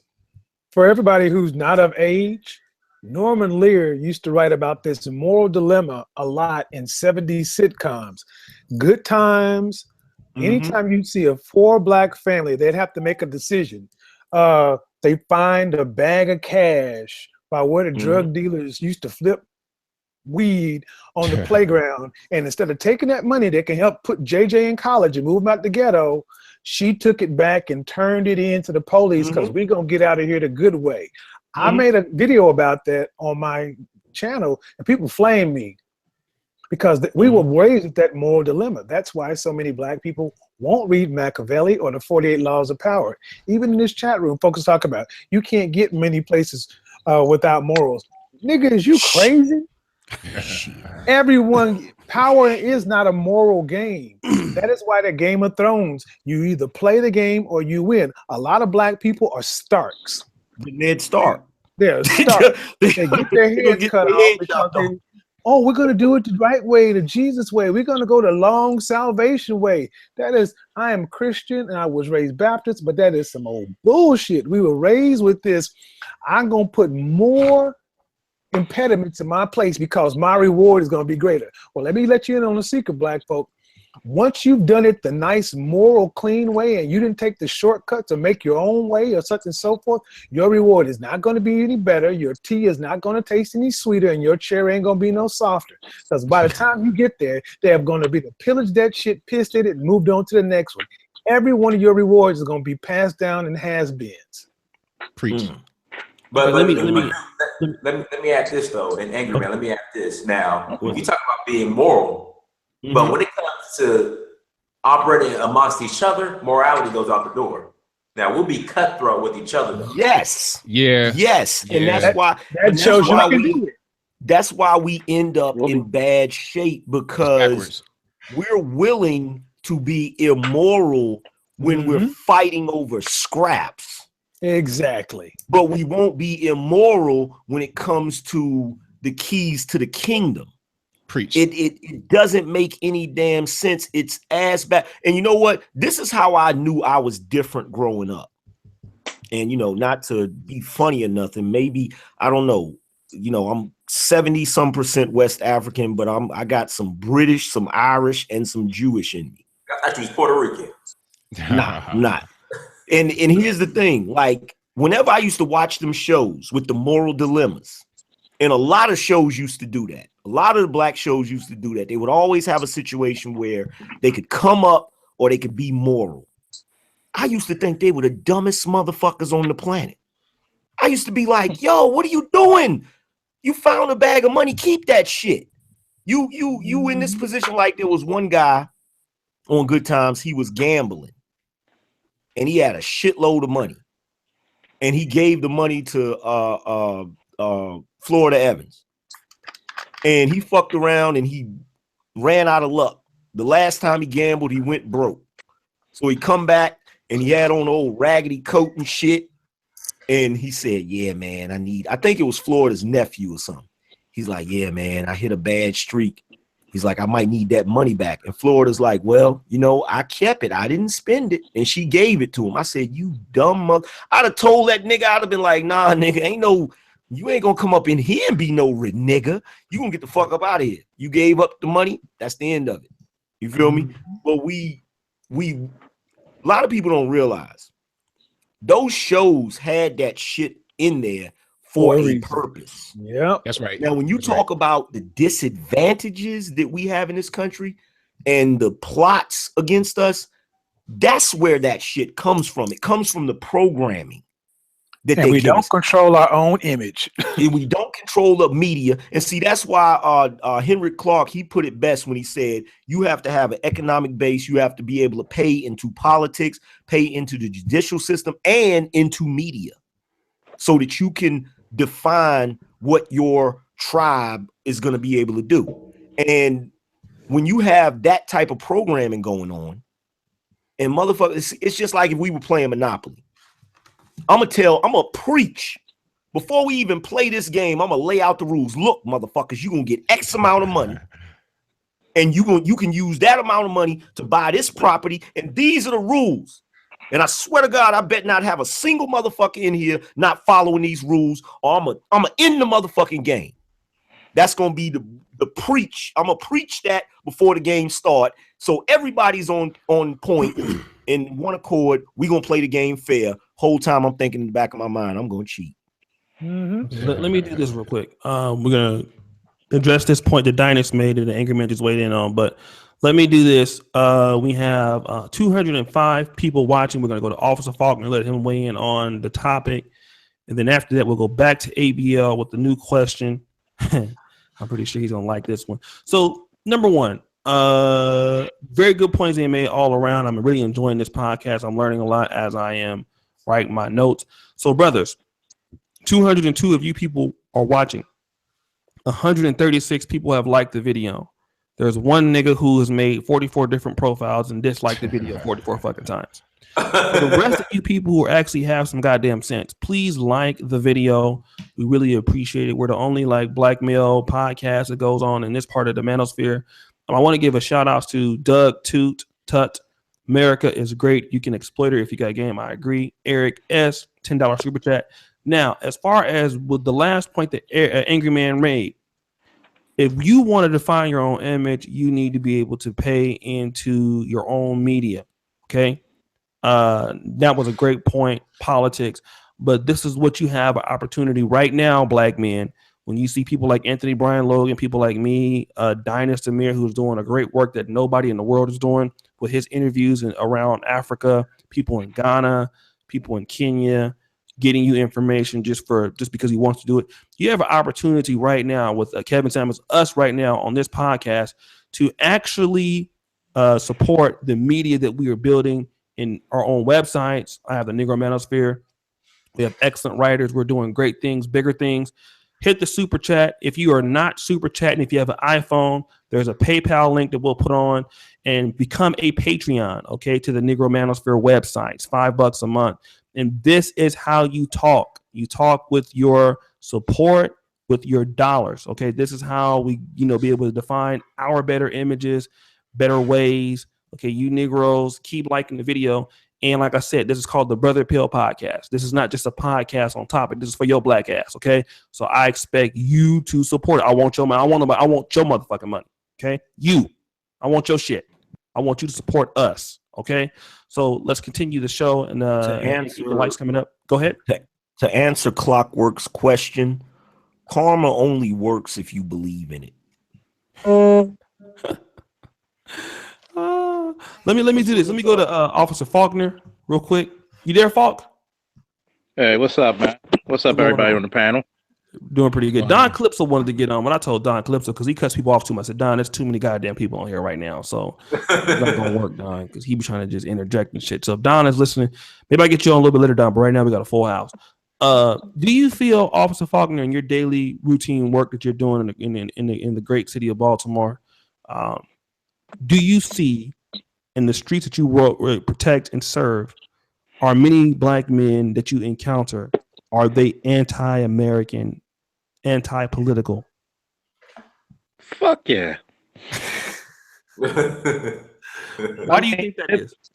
It's almost disturbing. One is because of ignorance. And two is because I believe in the book of Ted DiBiase, everybody's got a price. And it costs to be the boss. For example, a lot of these young black men don't understand the fine art of networking. Preach. For example, I had an alarm call. It was with somebody in the crime lab unit. One of our own. Guess who she's married to? An assistant state's attorney. Oh, here's my business card. Oh, anytime you need help with anything, your cases, or if you need help, or if you're doing anything, here's my card. He was like, oh man, you coach wrestling? Here, I'll sponsor your team. We don't even do that on a bottom level. Mm-hmm. But yet, we'll cuss out the country that's given us the rights to cuss out in the first place instead of taking advantage of it. There's no ruthless aggression when it comes to business. Oh, it's a ruthless aggression, like you said earlier, when it's against us. You know, it's a Negro eat Negro world. But yet, when it comes to white people or other races of people, you see kind of almost like a bended knee, ass kissing type of mentality. We don't work. What's the number 3 that I'm going to hit on? Direction. There's no direction when it comes to when you get all these people together. I mean, the only time they have direction, unfortunately, is when it comes to illegal gains. But at the same time, if you're going to do something illegal, what's your end goal? What are you going to do with all that? I mean, you know, there's no retirement fund for drug dealers or drunks. Mm-hmm. I mean, what's your end goal with all this stuff? So you see a lot of it like, oh, y'all fucking with us because of the police. No, it's because you're easy to be fucked with. You have no political backing. Mm-hmm. You have no rapport with the police. I mean, the one thing I respect with the older cats, you know, the OGs, you'll never see them cause any conflict, any trouble. The most respectful dude you'll ever meet. Because, you know, if they trying to get out there to make their illegal, ill-gotten gains, they know if you cross the police, you fucking up the money. You can't do it. But a lot of the younger dudes, they didn't get that concept yet. That's okay, right. I definitely agree. Let me do this. And once again, shout out to Doug. He's $10 super chat for some bow-legged midgets. I really love bow-legged midgets. More money, more bow-legged midgets. I love them. I put baby oil on their booty crack, all kind of stuff. So thank you for that. Let me go to ABL because I think Dynas made a good point. Dynas talks about, like, we will say that we okay, ABL, what am I trying to say? We'll say that, you know, we're anti-American. But we're even, you know, but instead of, you know, being cutthroat in business with whites or with blacks, we have a low business acumen with other black people. We are, and Dynas talks about this, not because Dynas has witnessed this over here in America. Y'all gotta understand, Dynas has been to how many? 8 African countries? 8. So you've seen this in Africa too, right? Correct. Okay. I've seen it in my one African country that I visited. In my one. So, ADL, are black men anti-American or black men anti-African American? Boom. That was pretty good the way you framed it. But we're anti-American and we're anti-social. Many of us are, not all of us, but many of us are. We have antisocial behavior because a lot of that anti-American stuff is also antisocial because we need to understand how to participate in society, and that's having social behavior. Things that we should do, we don't want to do. You know, I try to convince people to do certain things and to behave a certain way. Oh, I ain't doing that. You know, that's the white man, this, that, and the third. We'll do things that are harmful to us, and that's fine. We'll celebrate that. It's just, you know, the old saying, how it goes, you know, Jamal go to the penitentiary. He come home after 10 years. It's a party. Everybody drinking, they're celebrating. But then when, you know, little Johnny, Black Johnny, go to college and he come home, nobody really cares. As a matter of fact, before he goes, he gets ridiculed for going. We have just a backwards kind of mentality. We praise what shouldn't be praised. We celebrate what should not be praised, but we put down what should not be put down. You know, education, things like that. We don't respect. We're antisocial. That's the problem. So anti-American, it just ties into being antisocial in general. You know, I got to pro struggle. I got to chime in on this. Okay, I made a video about this very point today about education over entertainment, and 5 people came and disliked it inside of 15 minutes. I turn around and make a video where I'm cussing them out, high five slapping. I'm like, what the hell? We're living an inverse life and we're ready to cheer dysfunction. How many times do you have to say, like the video? How many times do people come watch this stuff, but the same very black men who are coming on, I bet if you went down each one of their channels, they only subscribe to one person. Even though you say like the people's channel, go subscribe to other brothers, just by you telling them doing it, something in the back of their mind wells up and says, fuck you, you're not gonna tell me what to do. I'm gonna show you niggas how I'm not gonna support you. Anti-social all the way. Yeah, I'm not gonna like you. I'm not gonna give you a free like, and I'm not gonna go subscribe to you, even though I know it's gonna help all you niggas. Ain't gonna cost me nothing, but I'm gonna show you. You're twisted. So you think black men, and really what I'm hearing is black men are anti-black men. Really, we're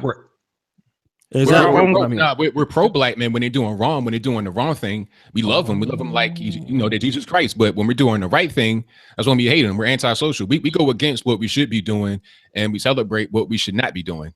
Like that's the problem. We'll love you, black men for the most part, not all, but a lot of us will love you if you're doing wrong. Okay, let's take this conversation back to Dynast, because Dynast, I think Angry Man actually weighed in on his point before he probably could finish the whole thing. So, but Dynast, you were talking about the fact that blacks, you know, we'll go right to Angry Man after this, but blacks don't have, or you're saying that blacks are anti-other black and are more cutthroat to each other than other races. Is that what you're saying? Absolutely. I mean, you see it in Africa. Especially, we'll deal with it here in America, especially with like the music industry. Okay. I mean, you hear about like Puff Daddy and all these rappers, Birdman, how they just, you know, they screw each other over as far as their contract disputes and everything. And they get over on each other. But then at the same time, they'll cry and whine about how, you know, everything is controlled by white people as far as hip hop, you know, so they won't be cutthroat against, you know, I guess the culture vultures, as they call them. But amongst us, I mean, we'll cut each other's throat real quick. You know, you see it all the time in the entertainment industry, like for real. Like, you know, you look at Puff Daddy, how many people he screwed over. Same thing with like Birdman, as far as his artists he screwed over. But then they'll complain about how, you know, same thing with like Dame Dash, and, you know, they'll complain about how the culture vultures have taken over hip hop and don't have the best interests of the culture, but they're not going at them the same way they were going at each other, as far as being as cutthroat. You're not going to go after anybody you're afraid of. There you go. That's the answer. What happened to ABL? He left? So. Yeah, he said he got. I gotta go. Yeah, he gotta go. He left. Okay. Shout out to ABL. Let's get to Angry Man, and then now I can send Don Clips the link. Okay, because I think Angry Man has a PhD and understanding that niggas have a hard time. Niggas have a hard time with not being cutthroat to each other. Now, you there, Angry Man? Is he still there? Can y'all hear me? Yeah, you good. I can hear you. Okay, let me just. I gotta bring this shit up before we can come back to. We can go to somebody else, but you know, there was a nigga that I had that complains a lot about black men. And I know y'all probably tired of hearing me say this shit. Wow. He calls black men apathetic. Mm-hmm. So black men don't donate. Black men don't support. If he doesn't get a certain number of Patreons, right? Oh boy, he's gonna quit. Mm-hmm. Now, you see, this person was on my show a week ago, and in fact, if he come right now, I'll bring him on right now because we talking about this particular situation. Good idea. These Negroes will talk about how black men don't work together, black men don't pay one another. They don't do this and don't do that. But when it comes to doing business with a lot of other black people, Donnie has a fucking great point. Black men are more cutthroat and hateful of other brothers more than anybody else. There's nobody that hates niggas more than niggas. Nobody. Nobody hates black men more than themselves.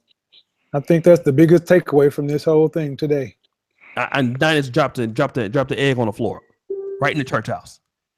And I think that, and it goes back to why you Negroes are murdering each other all the time, while you are, going behind your boy's back, fucking his baby mom and all this other shit. And like I said about this one nigga, we call him Kane over here. This nigga, which I was paying this nigga, and wouldn't nobody else give his black ass a job as a writer, he'll never get paid to write nothing ever again in his life. Nobody. Not only will I pay this shine in advance, I pay this monkey ass nigga in advance. Wow. This monkey nigga, I gotta say it, this motherfucking monkey, this nigga, this shine, he picked the day he wanted to put this article out. Every Sunday was his day. And when it came time for this shine to produce these particular articles, he wrote me for 13 weeks. 2 of them niggas told me, I don't feel like doing it. Now, imagine that if this shine would show up to the white man's job and say, you know what, I don't feel like doing it right now. And the only thing I can think of as to why this nigga did this, I'm black. That's the only reason why. He's a nigga, or he's younger than me because he's 48 or something like that. He's 36. He's young. I can kind of get 35. I can get over on him, and he's really not that. He's not to be taken serious. So because this nigga, and we do that. Oh, you back, Angry Man? Because your thing was yeah. I'm back. Okay, you paid your bill. Yeah. Nigga gotta get that credit card out. Y'all fucking up my shit. You heard the story I was talking about the stick, right? Yeah. I'm supposed to leave this shine alone. I'm trying to get off the shine, but I can. God just keep bringing me on his ass. The Lord deliver me from this nigga, but I keep fucking him up. Can't. He's black a poster child. You can't. What'd you say? You can't. He's a poster child. I got to keep whooping his monkey ass. I can't stop. I want to stop, but I can't. When you have these shines like this nigga,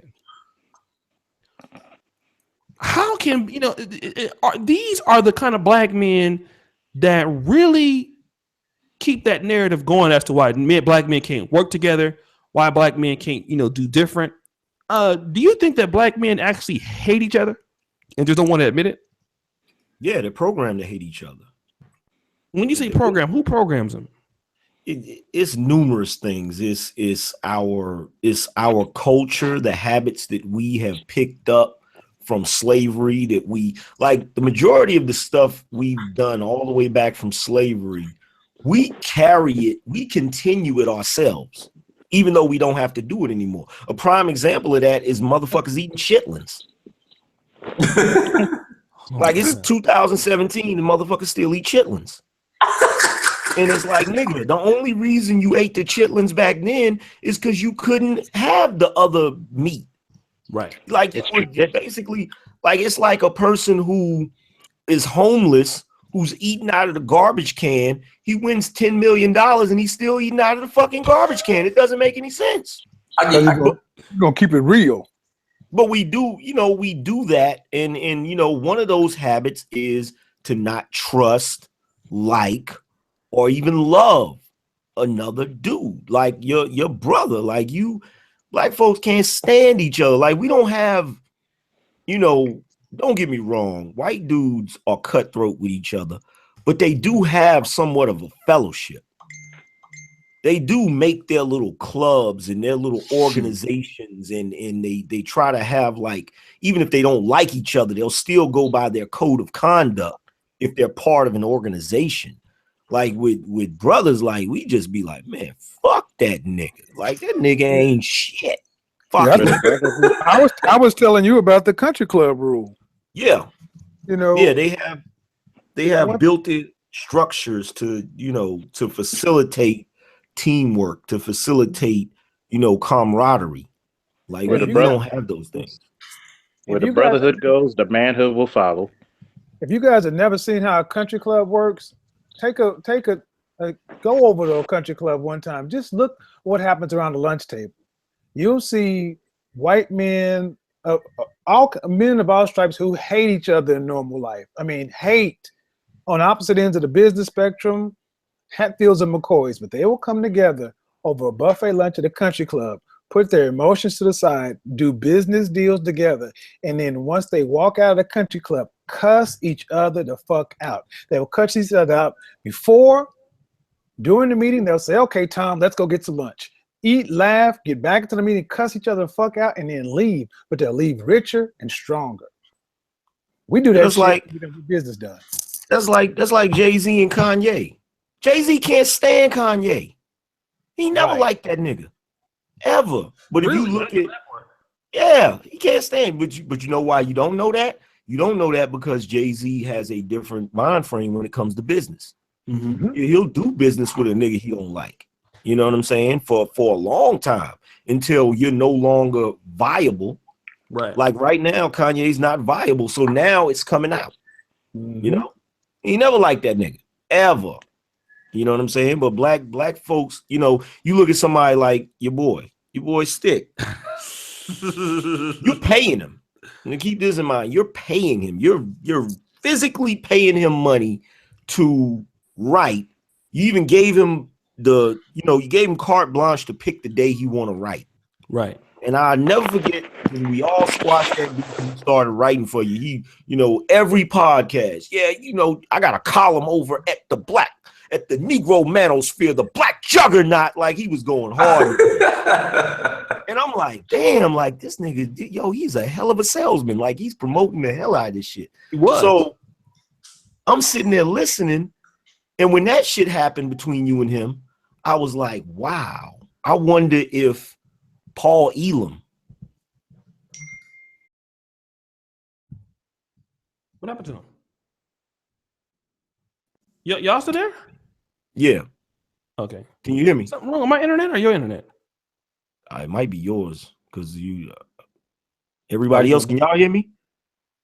Yeah. The Dynasty there? Anybody else there? Yeah, I'm still here. Okay. Okay. It must have skipped or something. If Paul Elam would ask him to write, he would say yes every day and twice on Sunday because he would think it's an honor. See, O'Shea, understand, you got to put your mind.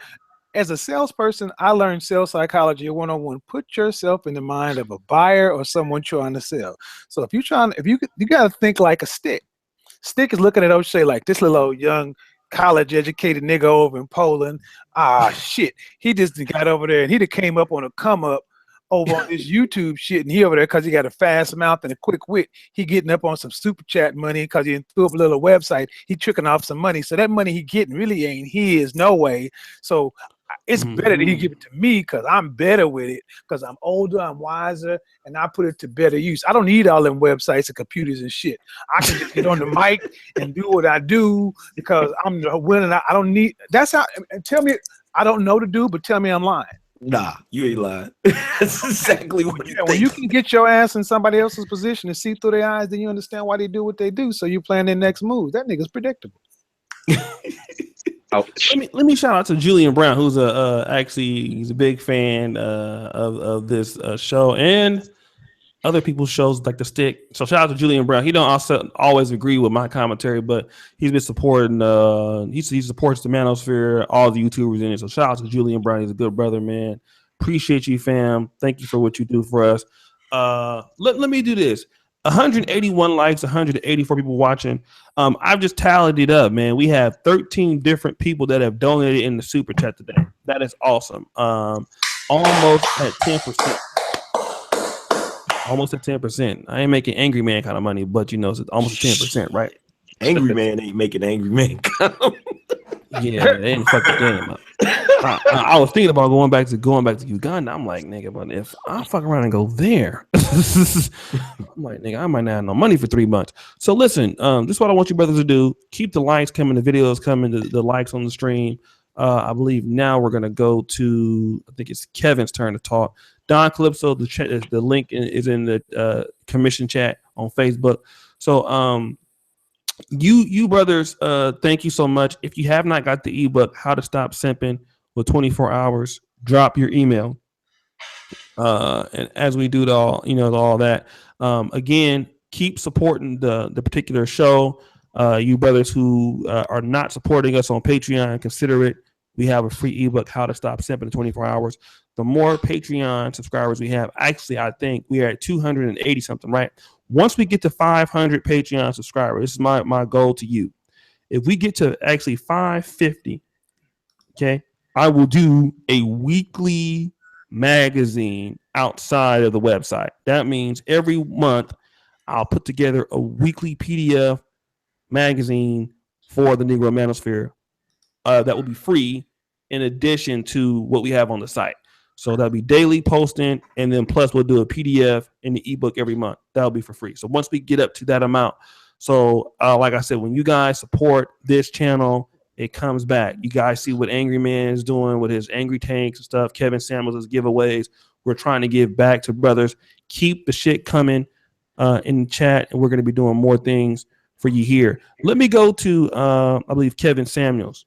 Kevin, let's talk a little bit about business. And I think everybody on here can talk about business when dealing with Negroes. And we always come back to this almost every show. This is important. Me and you talk offline all the time. And we talk about the good and the bad for trying to do business for Black men with Black men. And one of the downfalls about trying to create a media network for Black men is they just don't. A part of them is conscripted to not want to support you. This is the reason why somebody like yourself or Angry Man has talked about completely just giving up on this side of YouTube or Black male entertainment together, because the grass is just so much greener on the other side with other races of people, because they actually appreciate the things that you're doing. So again, it goes back to Black men being anti-American or anti-supporting the group that's helping them. Do you also see that to be true? That Black men are anti what's good for them? Is that what you're ultimately asking? I guess so. I mean, do we have a lack of Black male support for a group of because Black men help? Yes, the answer is yes. And I have empirical and real world data. When it's something useful, educational, it's boring. We will prefer to be entertained more so than any other group. Every group likes entertainment, but also you got to get to work. We want to be entertained more than educated. And then if you try to educate men, first off, the first thing they're going to do is question your credentials up and down, look at you like you don't have any business to teach that. And even if they value what you're saying, they still would rather go trick their money off. That's because ultimately it's something that's going to help them. I agree that a lot of men have been conscripted into this, but the thing is, they've also been told that this is part of them, and it's on them to actively fight against it. So I don't get when you say donate in the super chat or subscribe or like. There is no reason that you can't put a $2 super chat in once a month. I refuse to believe everybody is that damn broke. You got an $800 cell phone, you got a bill, you got a car, something so forth. It's a matter of priorities, and what it is it's like, well, the shit that we doing ain't that important because it's on YouTube and it's fun. We have a problem, several layers, but here's the problem. Ultimate problem is it comes down to each man to say, here are my pre-wired behaviors, here are the issues I have, here are the things I need to get better in, and take them and start tackling them. We got to start changing behaviors, and that is a choice that each man has to make for himself. Okay. What can we do to change this? Somebody's let me do this. Let me get to Officer Faulkner. Falk, in your opinion, what is it that you feel that what we can do? I mean, as far as I know that we need to get more into the system and understand how the system works. And LER movement, if you want a link to come on, you definitely can do so. Just let me know if you want me to send it to you. Let's talk about some solutions. What can we do as Black men, in your opinion? What can we do to make our situation better in America? First of all, we need to make our situation better with each other. Because if we're a unified front, it's going to be much harder for anybody to tear us down. If we have loyalty within our own, things will get better automatically, little by little, but it will automatically, you'll see the difference. Two, I've always said it and I'll say it again. If you don't command the land, the sea, and the air, you must infiltrate the system from within and make it your own. You need to focus on something and say, hey, just like people complained about the Jews being with the banks, Black people need to find a niche and control it. That way, when anybody wants to come through that vessel or that channel, they have to come through the Black man. You have to establish something. You have to be about something. You have to, like I said before, you have to establish that brotherhood and that loyalty where even like you said, even if that guy hates each other, they're not gonna turn on each other. Okay, let me do this because I want you to respond to this comment a guy made in the chat. Now we'll give him some credit. He actually did donate $5. We're going to stop the show because we want to deal with this nigga right here. He says, you guys are giving bad advice, telling Black men to be immoral to get far in life. No wonder why there are so many weak men in America. Stop the show. Okay. Got to stop the show. I want everybody to weigh in on this particular guy. Really? His name is... Guess what? Number one, if you want to be the champion or something, that means you're the number one under the sun. That means you're going to have to step on people eventually.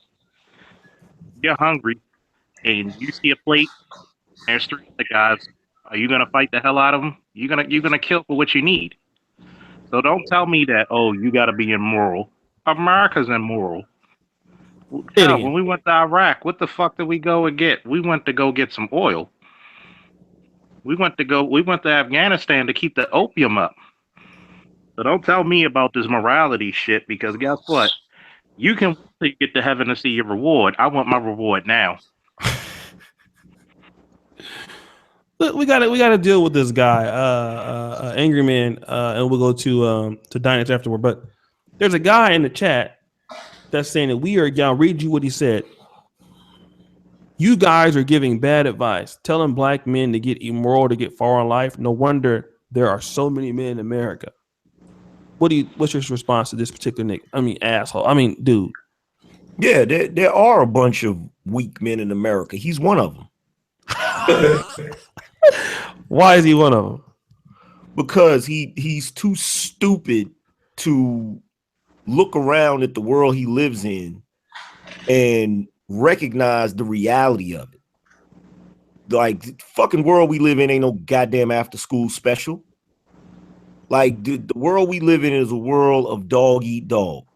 You know, I'm not saying that you got to go out here and infringe upon other people's rights. I'm not saying that you need to go out here and start murdering people and taking what you want. That's not really what power is about in this day and age. If you read the 48 Laws of Power, it will let you know that in this day and age, power is a covert operation. It's not about overtly doing things. It's the thug or the idiot or the barbarian who overtly does shit. You understand? It's the quarter, like Machiavelli or Talleyrand, who was Napoleon's right-hand man, who knows how to orchestrate situations to benefit him. You understand? The crazy thing about it is you got dudes in America like this dude who thinks that he's the moral center, you know, and you know, he'll get on his moral high ground and say, well, I'm very moral, you know, and you don't have the slightest fucking idea where the money came from when you cashed your check and the bank gave it to you. You don't know whose hands that money passed through. Right. That money could be blood money. That money could have came from a motherfucking assassin. That money could have came from a drug dealer. There's no telling where that money come from, because money don't have no owners, only spenders. You understand? It's gonna pass around. Anybody tell you money's the dirtiest thing you could ever touch. But this dude is sitting here on his moral high ground. He just spent $5. He don't even know where the fuck that $5 came from. You understand? And the whole reason he spent the $5 is so that he could get his point across. So let me ask you this, Mr. Morality, Mr. High and Mighty. If you're so moral, then why couldn't your comment stand on its own 2 feet? Why did you have to pay in order to get that comment read? You know, even you are playing the game, and you don't even want to acknowledge that you're playing the game. Everybody in America is playing the game, and the reason why is because America was founded by criminals and rejects from other fucking countries. That's the whole reason why America is a criminal's paradise, because there's always loopholes to the laws that we have. Do you realize this is the only country where you can commit a crime, and in most cases, when you get arrested, they will give you the ability to pay money and get out of jail to go back to court to see if you're going to go to jail. Do you realize there are other countries that don't even entertain that bullshit? Mm-hmm. There are countries where you get caught stealing something. Watch what they do. You understand? In this country, we got what's called due process. And the truth of the matter is, it's a loophole for people to be able to be criminals and get away with it. You know what I'm saying? Now, I'm not telling everybody to go out here and engage in criminal activity, but there's definitely a game that we play in America. And people who check their morality at the damn door, they get ahead of everybody else. That's the reality. No, it's not that we can't take a difference of opinion. It's because, like Angry Man said, you're playing the game. And I'll just make it real simple. You paid $5 to super chat an insult. That is the quintessential inverse black man mindset. You spent money to get roasted. That's look at what you just did. Man. You spent money in order to think you're going to insult us on this platform, and you got roasted. And now you want to sit and argue, and now you're going to respond like a black woman. So Kevin, and a need to be right. So Kevin, are you saying that was some bitch shit? I'm saying he's a walking hyperbole. I mean, he's a walking hypocrisy. That's the problem with the black men today. We have an issue with that right there. So you tell me that he did the equivalent of going to a concert, spending $300 just to boo the artist. That's it. You guys are giving bad advice. That's why so many weak men. Okay. That's the guy that comes to a comedy show, pays money to sit up front just to tell the damn comedian, come on with the next joke, nigga. That shit won't even funny. Like, what, nigga? Okay. Hope you got your $5 worth. You did the equivalent of saying, I'm gonna boo the NFL, but I'm still gonna pay for this jersey and these tickets. You niggas. Oh my God. Because niggas. My man was being great say, Just niggas. Because niggas. He shines. Shout out to Tony Maceo. He's out in the chat right now. Tony Maceo, he's been really on these brother pills, man. We tried to get him on one day, but for whatever reason, I think he had like a situation where his phone wasn't working or something like that, but he couldn't really talk. So let me just take a little bit of a break, you guys. We're going to steer the conversation into a different realm. Number one, we need to go ahead and like the video. And can I say one more thing about that comment? This is something that's really gonna hurt some feelings, and I'm probably gonna get the Coon Award for it, but I'm gonna fucking say it. You niggas wouldn't last one motherfucking day in the white man's game of power. Not one fucking day, and that's the reason why you're in the position you're in. It's the reason why you don't run the world. Do you think that white men got to their position, like this whole concept of white supremacy? Do you think the British government subjugated the world by accident? Like, yo, man, y'all better wake up. This is the real world, man. This is a man's world. Like that's really what the problem is. It's just like y'all was saying. A lot of these dudes are raised by single mothers, and they live in a woman's world. They have a woman's mindset. They don't understand. Throw a curveball? Go ahead, bro. I was thinking about what you said. I'm thinking about throwing a curveball. Go ahead. Could it be that America is, in a black man's eyes, is a halfway crook? America is cool with killing you, but then all of a sudden they want morality when you come to kill it. True. But that's part of that's part of the game, though.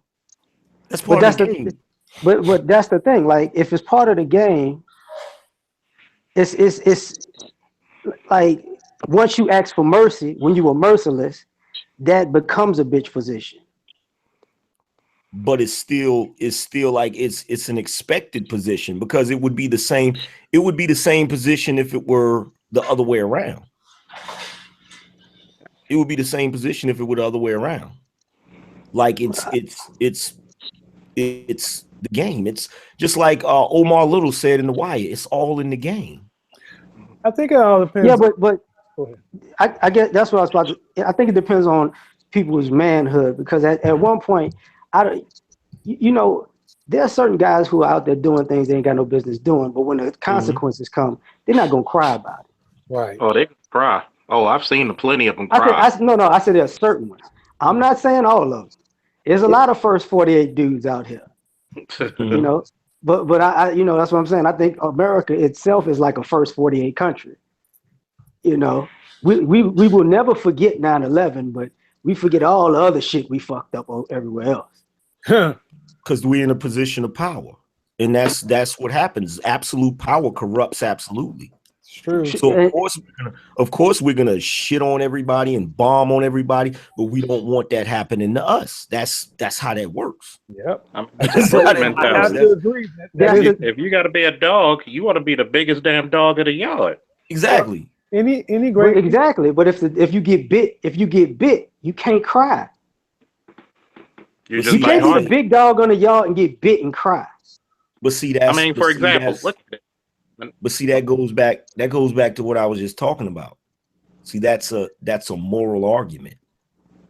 Yeah, if you just look at it from a pure power standpoint, what I think you're saying, Angry Man, is LAR, understand the point, but that's still making a value judgment. It's a tactic.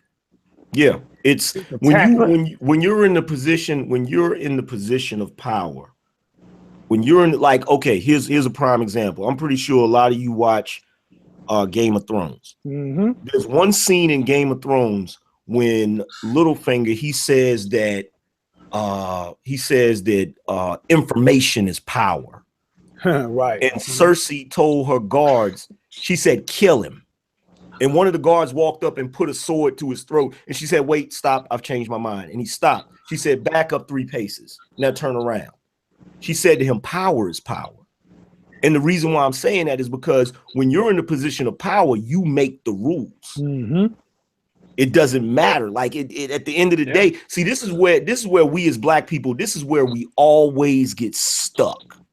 Think about the debt always get stuck. argument. And the reason why we get stuck is because we expect everybody to behave from our view of morality. That's it. So we're like, just like Kevin said, we're just like Ned Stark. We think everybody is going to be honorable, and they're not. And just like old boy told him, the king Robert Baratheon, he said, "Shit, you could have climbed up on the throne just as easily as I did." Yeah. But you know, Angry Man, that's funny because you'll like this one. You know who was one of my favorite villains of all time? I want you to take a wild guess. Who's that? Dark Side? You damn right. Because he don't give a fuck. Like I mean, he's one of those dudes. He's as strong, if not stronger than Superman, but he's more vicious than Lex Luthor. And what's the one thing he said about power? If you won't be my knight, then you'll just be my pawn. Yeah. And you know, and don't get it twisted, LAR. I understand exactly what you're saying. I understand exactly what you're saying. It's like the bully that punches somebody in the face and revels in being able to beat and dominate everybody. But the moment he gets beat and dominated, you know, he expects everybody to take it on the chin and just be accepted. But then he can't accept it. I understand what you're saying. Well, somewhat. What I'm just throwing a curveball. What I'm really saying is, you know that quote, you don't really have to kill a god, you just got to make them bleed. Yeah. I think that's what happens, because to be powerful, you have to have a powerful mindset. Yeah. And part of that powerful mindset is to not have mental fragility. Okay. And sometimes when you even trying to control or maintain your power, if you bend your fragility of your mind, people pounce on that. Because it's just like making a god bleed. You knew before you went up against that god, you wasn't gonna win.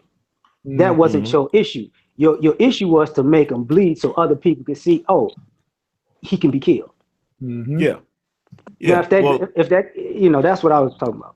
Well, you know, the way it works with America, overall, America looks like that. You know what I'm saying? It looks like that because America for so long has been untouched, really. But when you look at the individuals who run America, because there's always a cycle of individuals who are put out front to run America. There are some individuals in American history that they're more than willing to go down with the ship. Trust and believe. Let me do this real quick, because we want to get. I'm just gonna. Let me do this real quick. I know I want to throw some shit in the game. We'll come right back to me. We'll come to Dynas real quick. You want to finish your point, Angry Man, real quick? Yeah, go ahead. Go ahead, bro. Go ahead, this is what I want to do. I actually start with Dynas on this one. Angry Man has been saying niggas is anti-American. LAR movement just made a point. Dynas, that's what I want to ask you. We go to the panel. We'll come back to Angry Man and get his opinion on this. Because I'm about to actually end it in about 10 minutes. Are we anti-African?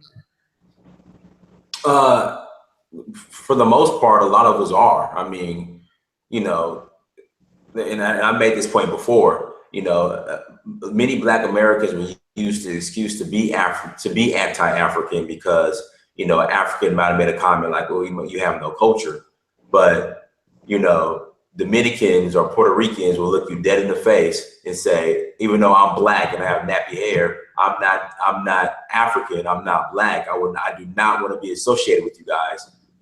But we will still go to the Dominican Day Parade. We'll still go to the Puerto Rican Day Parade. Same thing with Chinese, same thing. I mean, every demographic of people don't like us, but we will still do business with them. We still will go to their events. We still will cater to them. But for say that whole thing again. I'll just make sure I heard it right. Every demographic of people don't like us. Right. But we will still cater to them. We'll still support them. We'll still show up to their events en masse. But for some odd reason, you know, there are many Black Americans that have this beef with Africa just because African might have said that we don't have any culture in relation to us not really embracing Africa. Now, can I throw a curveball? Go ahead. Okay. You know what I think it really boils down to? What's that? I think it really boils down to the reason why people don't like, you know, people may seem anti-African is they don't want to be associated with the losing team. Just about to say that. Yeah. That's it. They don't want to be associated with the losing team. You have any idea? Like, I've never traveled outside of the country, so my experience with Africans was very limited. The first time I saw an African on television speaking French, you have any idea how much respect I lost for Africans when I saw that shit?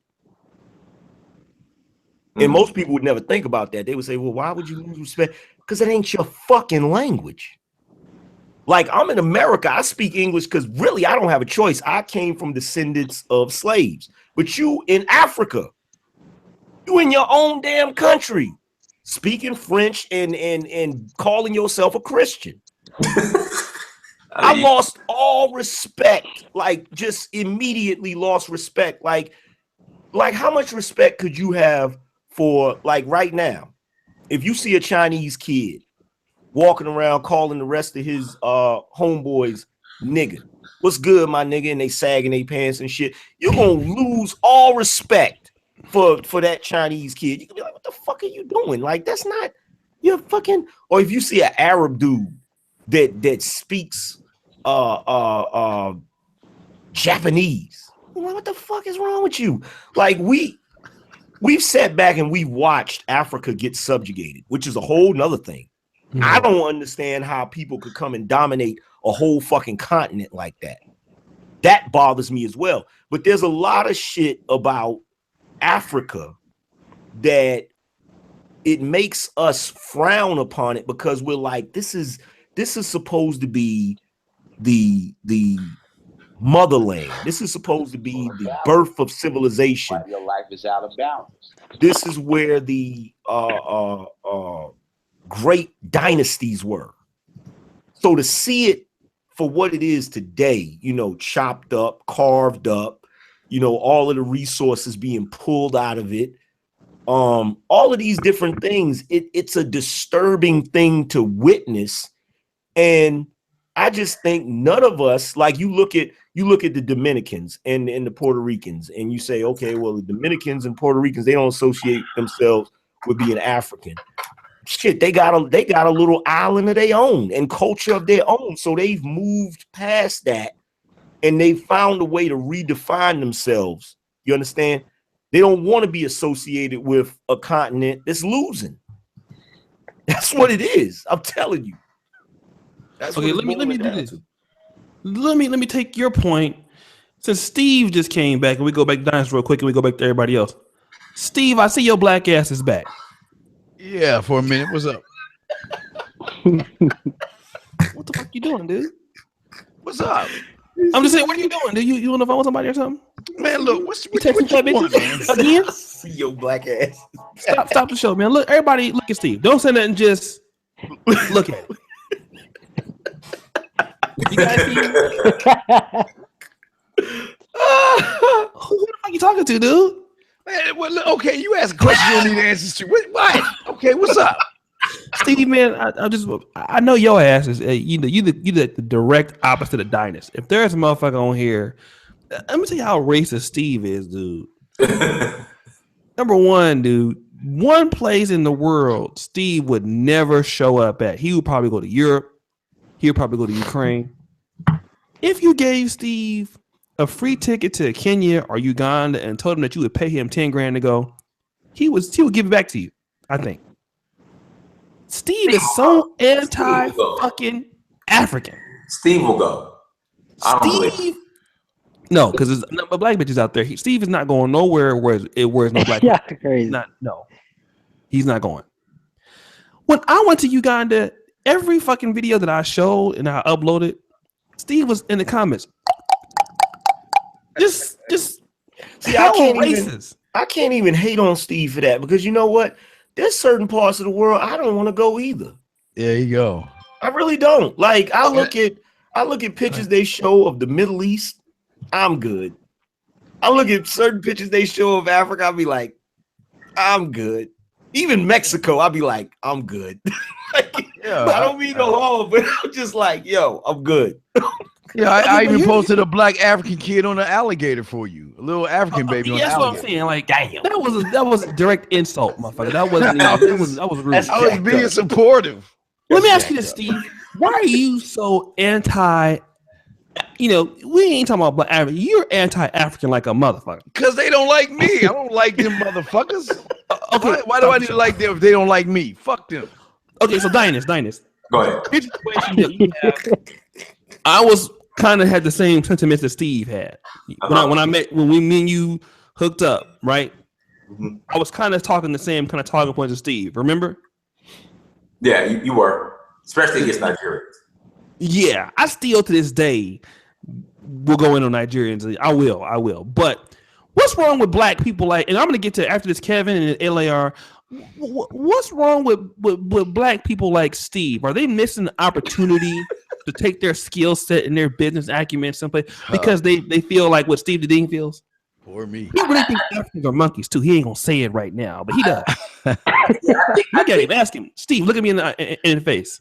Do you think, without laughing, can you tell me that you feel that you don't? No. I'm right here. Look at me, nigga. Do you feel that Africans are monkeys or no?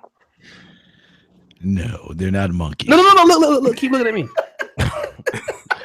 They're not monkeys. They're not monk of keys, man. They don't have the white man with the yellow hat hanging out with them. No. So they're not swinging from limb to limb. No, they're not. They just some hateful ass motherfuckers that I don't like. They just look at you like, Steve, you fucking nigga. Steve, what did an African do to you, man? Man, what haven't they done, man? You know, like when you go like the Jack in the Box and they Africans there, man, it's like you give them their money, they want to throw the money on a fucking like counter and shit, like they like in the Serengeti, like they don't give a fuck. Yeah. Like you trying to offer them shells and rocks or some shit. I don't know, man.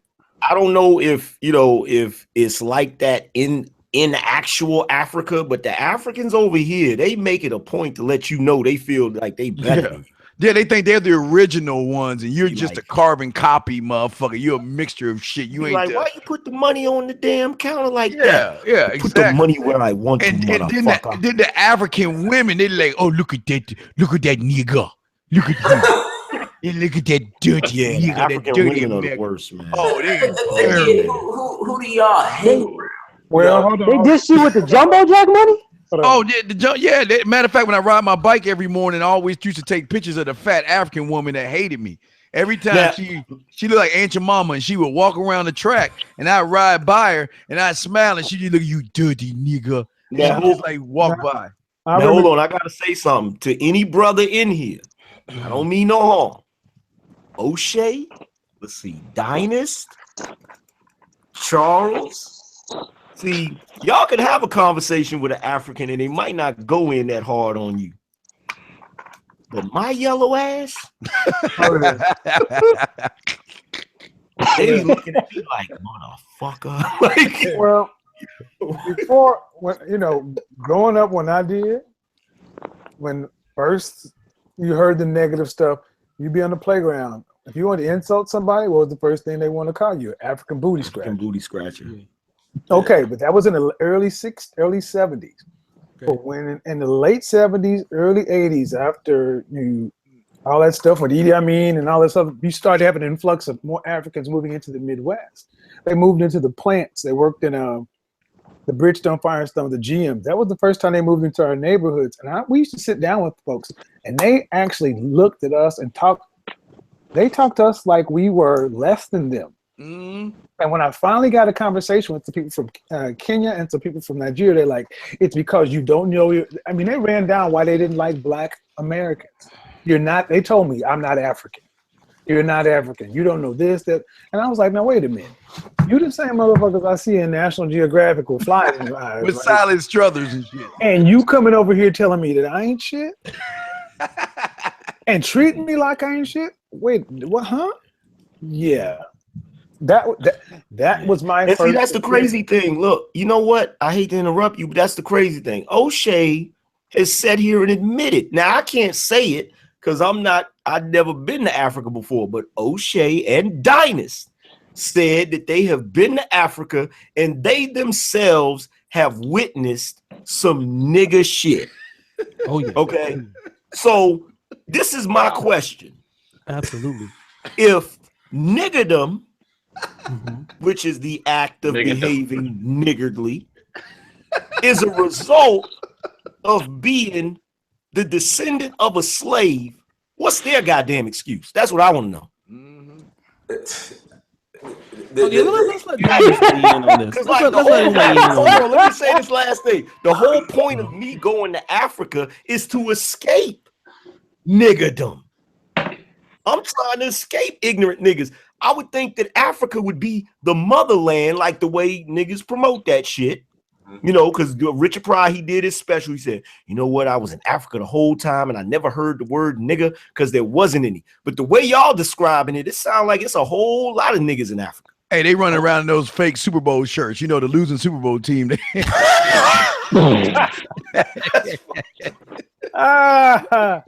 them Julio Jones on. Buffalo Bill. Got that Julio Jones popping. The Buffalo Bills. Bill shirt, huh, man? I'm gonna kick Steve ass off the show, man. Steve, you try to talk about those Buffalo Bill shirts, Steve? Yeah, That's fucked up, man. That's fucked up. Oh my God. Buffalo Bill. We gotta let Dynast say something. Y'all let Dynast say something. We'll get to that. I'm gonna say this. We gotta let But Angry Man, when did I say or exaggerate as far as I don't like using the N-word that the indom was cracking in Africa like it here is in America? Well, you didn't say it per se. I made that assessment after you described certain shit that I recognize as niggerdom. But it's so small. It's there. I ain't gonna lie. Small. It's there, but it's so small though. It's not like it is over here. I would say that. Do you understand you're in an open zoo? Do you understand you're in an open zoo that like you can like literally let me Dynast, I'm going into the hey fellas, I'm going jog in the damn woods and get ate by a fucking lion? Do you understand that these motherfuckers are roaming free? Free, I tell you. You know, one of the simplest things about this is you ain't even got to make it to Africa. Motherfuckers, it's about where you going. Would you go to Jackson, Mississippi? No. Would you go to Biloxi? No. Would you go to Mobile, Alabama? No. Like, would you go to Fresno? No. Would you go to Tacoma? No, look, we just in America. I'm just saying, it's a shitload of, it's hundreds of cities in America that you wouldn't fucking go to. Mm-hmm. So to tell somebody to pack up and go outside the country, yeah, to a country that they feel is less than America, you're asking a lot of shit. Because motherfuckers leave the country, they only go to resorts. Motherfuckers go to the beach, sip Mai Tais, and look at the people there and try to tip them. Like they not going no fucking well. My grandmother said never. My grandmother said never go anywhere that's too far away for you to hitchhike back home. That's it. Okay, let me tell you why I think you guys are. I think this is another problem with black people. Black men in general. I gotta really kind of throw you. Some of you niggas is sounding kind of dumb right now. I'm gonna tell you why. Go ahead. Tell you why you niggas is, especially that Shine Steve. Steve is a complete shine, and not too. Angry Man is trying to catch up, but he's close. He's getting close. But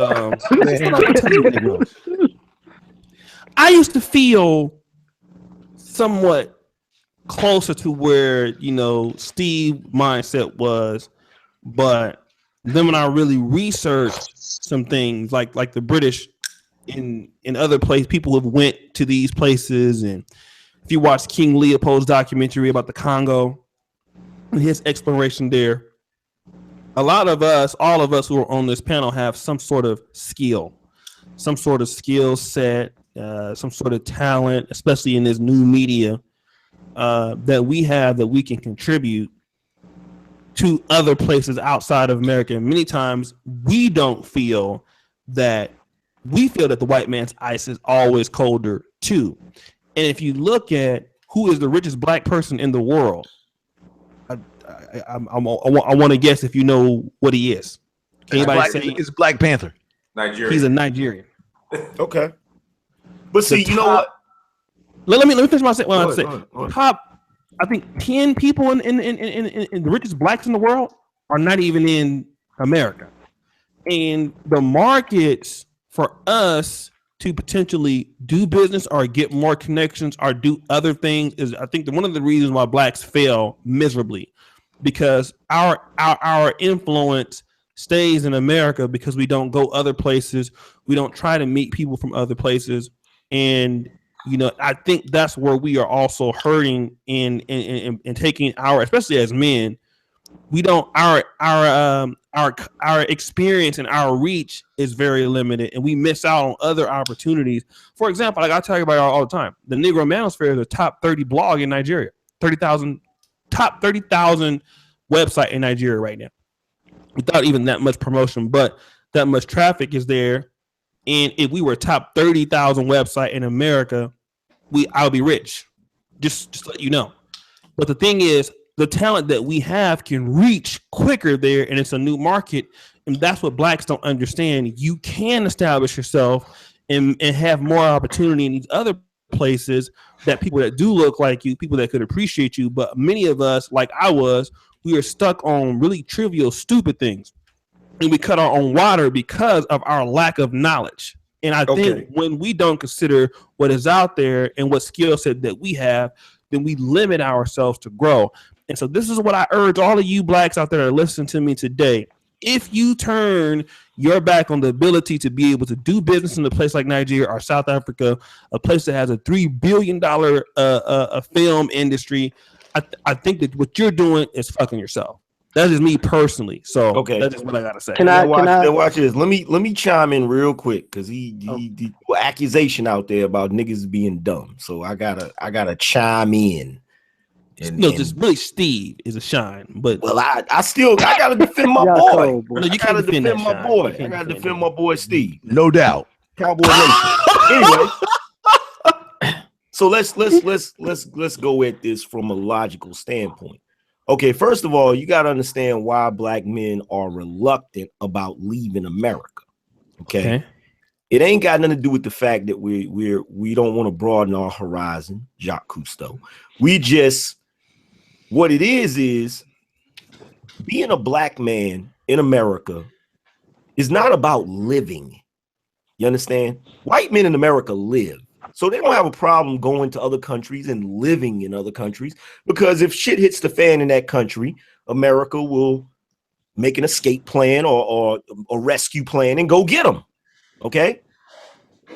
When you in America as a black man, it ain't about living. It's about not fucking up. You understand?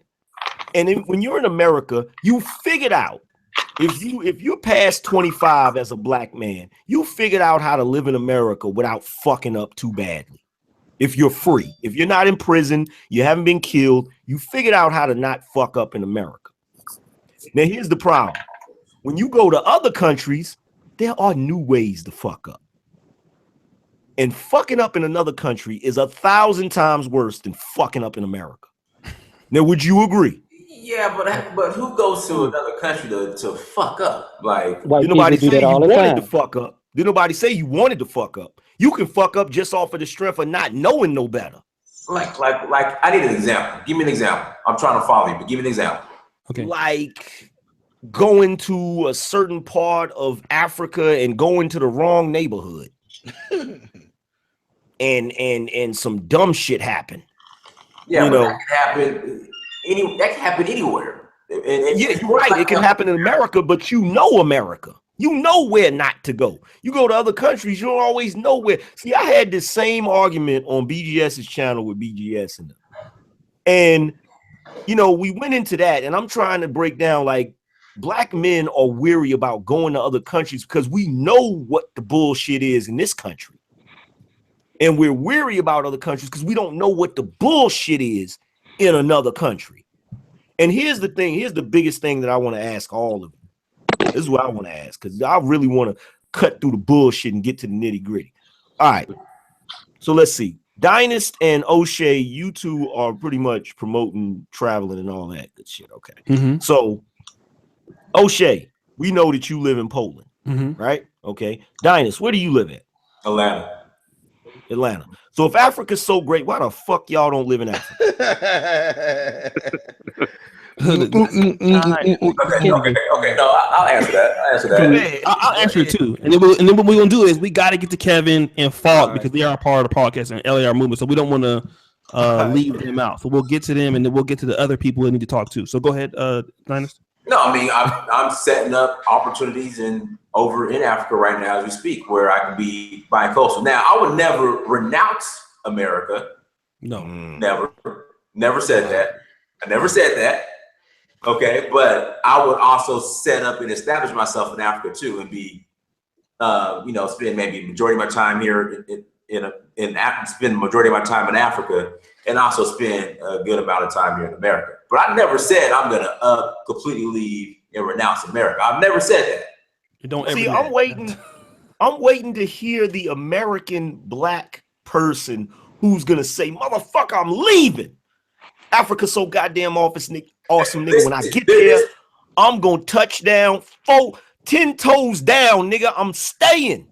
I ain't never Ain't that many Stokey Carmichaels out here. Hold on, Angry Man. If you subscribe to my channel, they're on there. Yeah, I'm gonna go check it out. I'm gonna go check it out every week. I'm gonna go check it out. They're on there. Check it out. They're not coming back. They 10 toes down in Africa and not thinking about ever coming back to America. They're on there. I'm gonna go check it out. He does. He gonna watch that shit, especially one dude from. But we're gonna get to. Let me do this. Let me go to Kevin real quick not till you answer that question, O'Shea. Don't you try to slide out. Well, okay. No. Here's the thing. Let me just briefly answer this for you Negroes today. All right. Number one, if I could have had the same opportunity to study medicine, in Africa or in Liberia or someplace, I would have took it. And also my mindset, I never thought because my brother has a Nigerian from my older brother. He's about 10 years older than me. So I knew that Nigeria was a place, and Africa was a place people had money, people had access to things. I didn't come into this type of knowledge of it until maybe before I went to Africa. Make like last year. It's kind of when I tried to make the decision. Okay. But at the same time, if you're asking, would I move there permanently? Yeah. Well, I've been an expat living in Poland for 2 years. Would I live there permanently if the opportunity was great enough? Yes. About the end of the day, you just don't go someplace brand new without an opportunity. I definitely got to finish my diploma. I got to finish my medical degree. That's going to take at least another 2 years.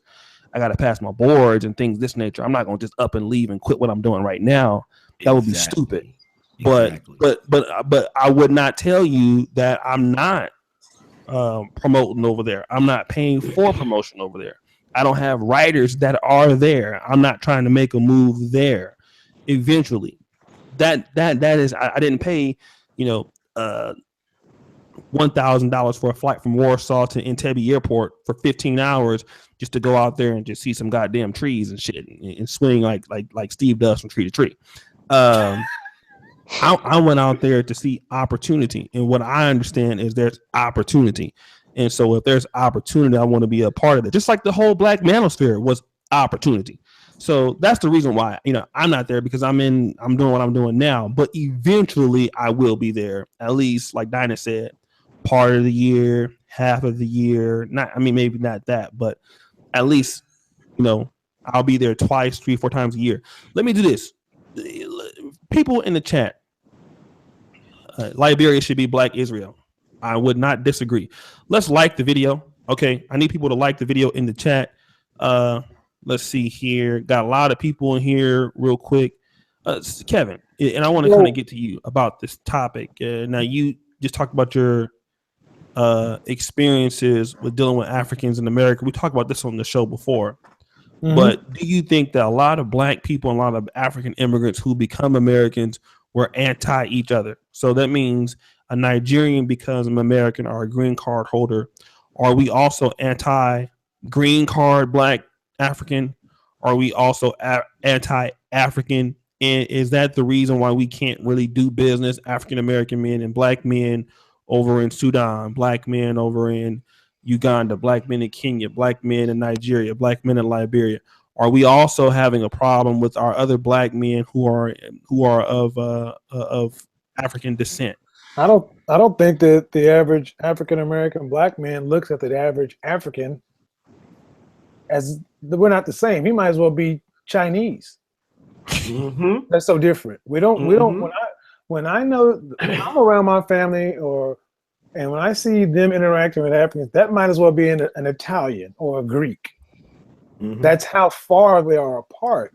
So I think it's probably easier for an African American man to do business with an African man than an actual African American man. Because the last part. Why would it be easier for us to do? Because they come from a culture that we don't understand, so therefore we can't tear it down. So we have to have a little bit of understanding and respect. Even though we see what's going on in the culture, they can start speaking a different language and we can infer what we use confirmation bias. Well, they have close-knit families and they got an age-old culture. We'll find some shit to make them smarter than us. Ultimately, the average black man in this country that's living inversely thinks he's the lowest thing on the planet. So everything is above him, even something that looks like him. Okay, so, let me get the LAR movement on the same. Now, I know you live in Houston. Houston has a big African population.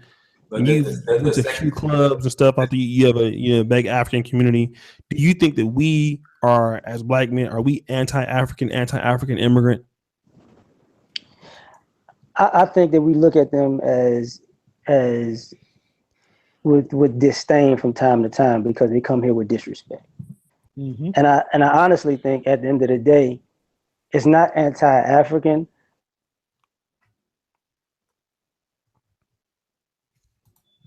What the hell happened?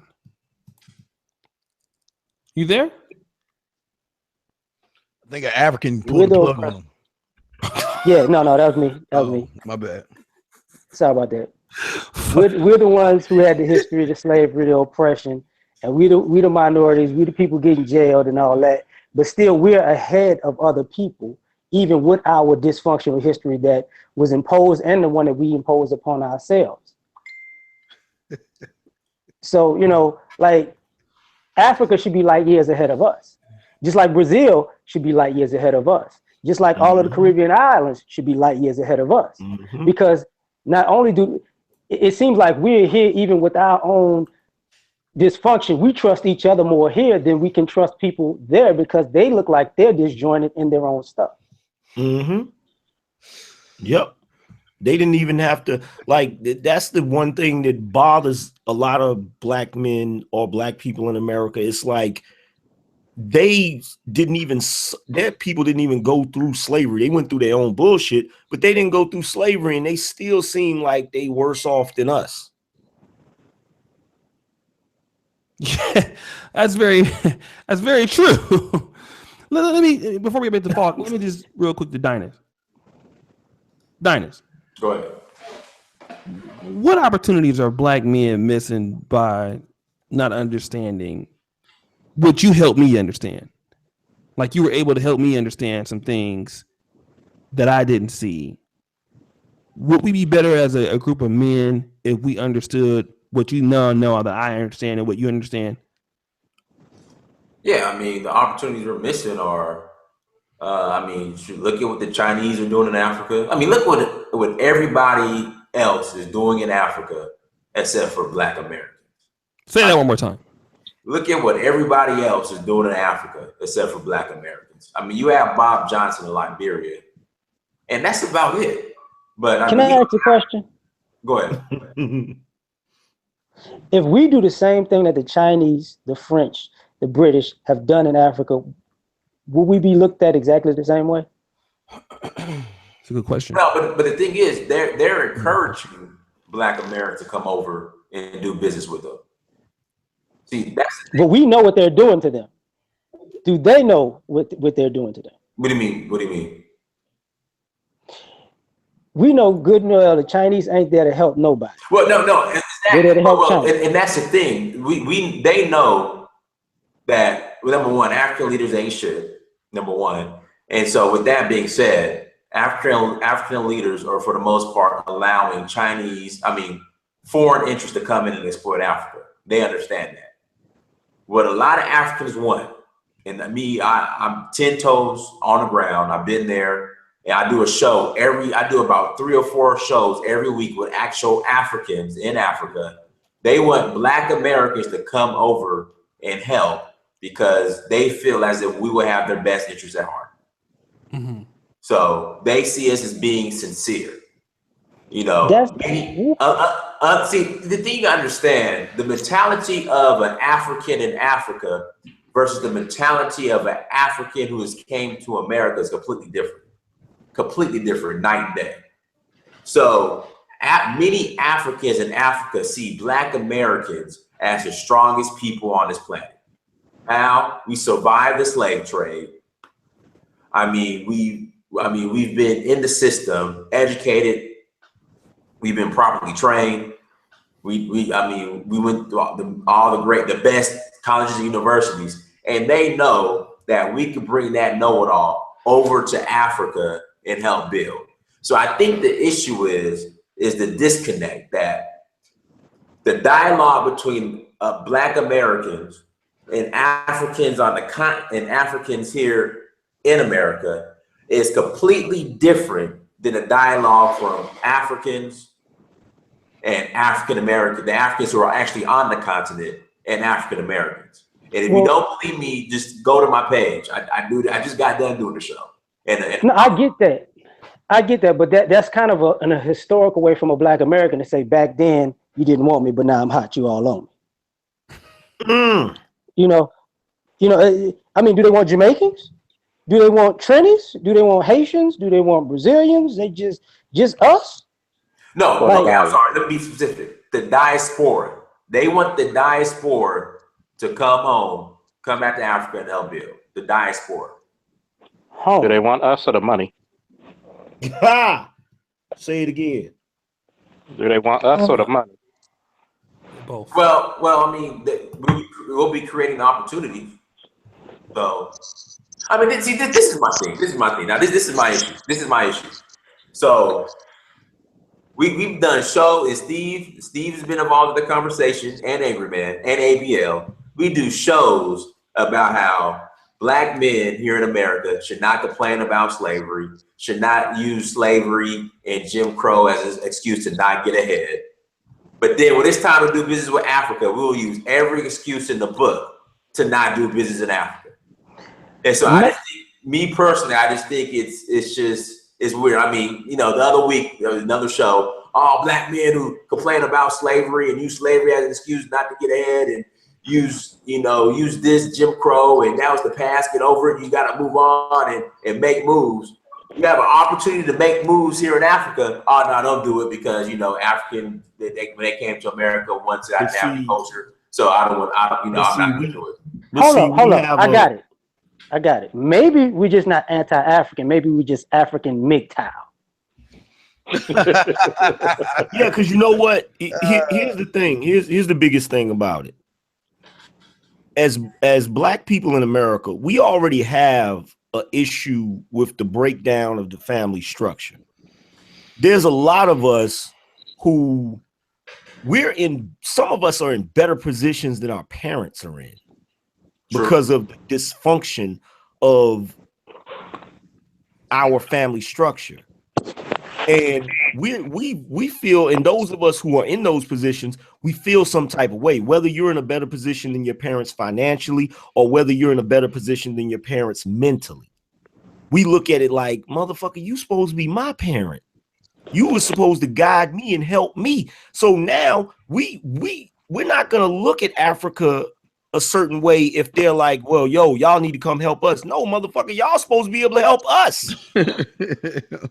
You have the entire continent of black folks. You're supposed to have a kingdom over there. You're supposed to have a base of operations. So when we get fucked over in America, we got somewhere to go. We got something to hold us down. But we don't. And you know what I'm saying? Like the percentage of black people in America expecting, I mean, damn, that's like having an army where you sent out a platoon and the entire army got in trouble and you expect the platoon to come back and save the entire army. Can I double down on that? Go ahead, bro. Do y'all remember when the Italians got lynched in America? The Italian military came here. Most other countries who have people in this country who are immigrants, they are backed by their government and their government's military. Even though they don't want to go to war, if something happened, somebody from their consulate gonna say, "Hey, what's going on with our people over there?" Exactly. So when it comes to us, if we quote unquote family, you mean to tell, yeah, we're the African POWs. So we need to be the ones to say, "Hey, what y'all doing over there, China? What the hell y'all doing over there?" Like it's a backwards concept, you know? Yeah, it really is. It really is. And expecting us, like we don't even have a strong foothold in this country. You know what I'm saying? To think that we have the ability to go to Africa and pull them out of the situation they're in, that in my personal opinion, they should have never been in the first goddamn place. Like you have an entire continent, and I'm gonna tell you how they always fuck up. This is the game they always play. Well, yo, Africa should do this. And you'd be like, wait a minute. Africa's not a nation, it's a continent. And it's comprised of multiple nations. Yeah, that's the goddamn problem. That's the goddamn problem. You have the largest continent on the planet that could be a unified nation. Because when motherfuckers say it's not a nation, it's a continent, fucking America's a damn continent. South America's a continent. You know what I'm saying? That doesn't make a difference. The point is, you know, back in the day when they had Africa Unite, they were trying to get Africa to be united. Africans have always allowed outside forces to come into the continent of Africa and play divide and conquer. And it's going on for so damn long that of course they're going to be in a weakened position. But expecting the descendants of slaves who are in America, who can't even fucking get a legal foothold, a political foothold here, to go to Africa and change something over there, that's a bit of a stretch. I'm not saying it can't be done, but we can't even get along with each other in America. I actually think it can be done. But yeah, I mean, but one big problem. What's the problem? If we were to go there and do all of that, this ain't gonna be a 50-50 split. Exactly. Because let's be honest, like that would mean, you know, we have to remember how quote unquote our ancestors left, how we came back, and how we fix it, and now we supposed to, are we family again? Now it's all together, you know, let's split this up right. No. No. Let me ask Dynas real quick before we go. We gotta go to Officer Faulkner and then get his taking on the bullet, son Dynas. And then we go to Steve because I know Steve is waiting. But let me ask you this.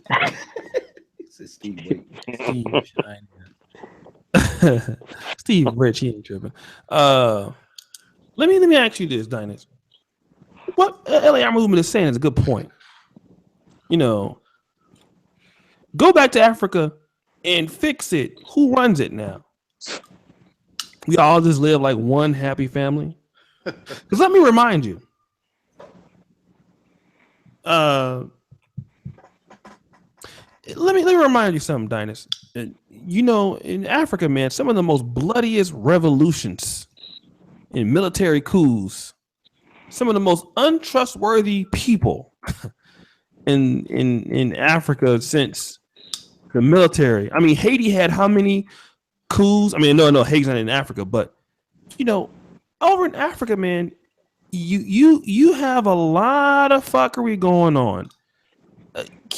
Do you think that Africans, if we come over and help stabilize the country, that there's not going to be an opposing force that's going to want to kill, and that is ready to kill if necessary?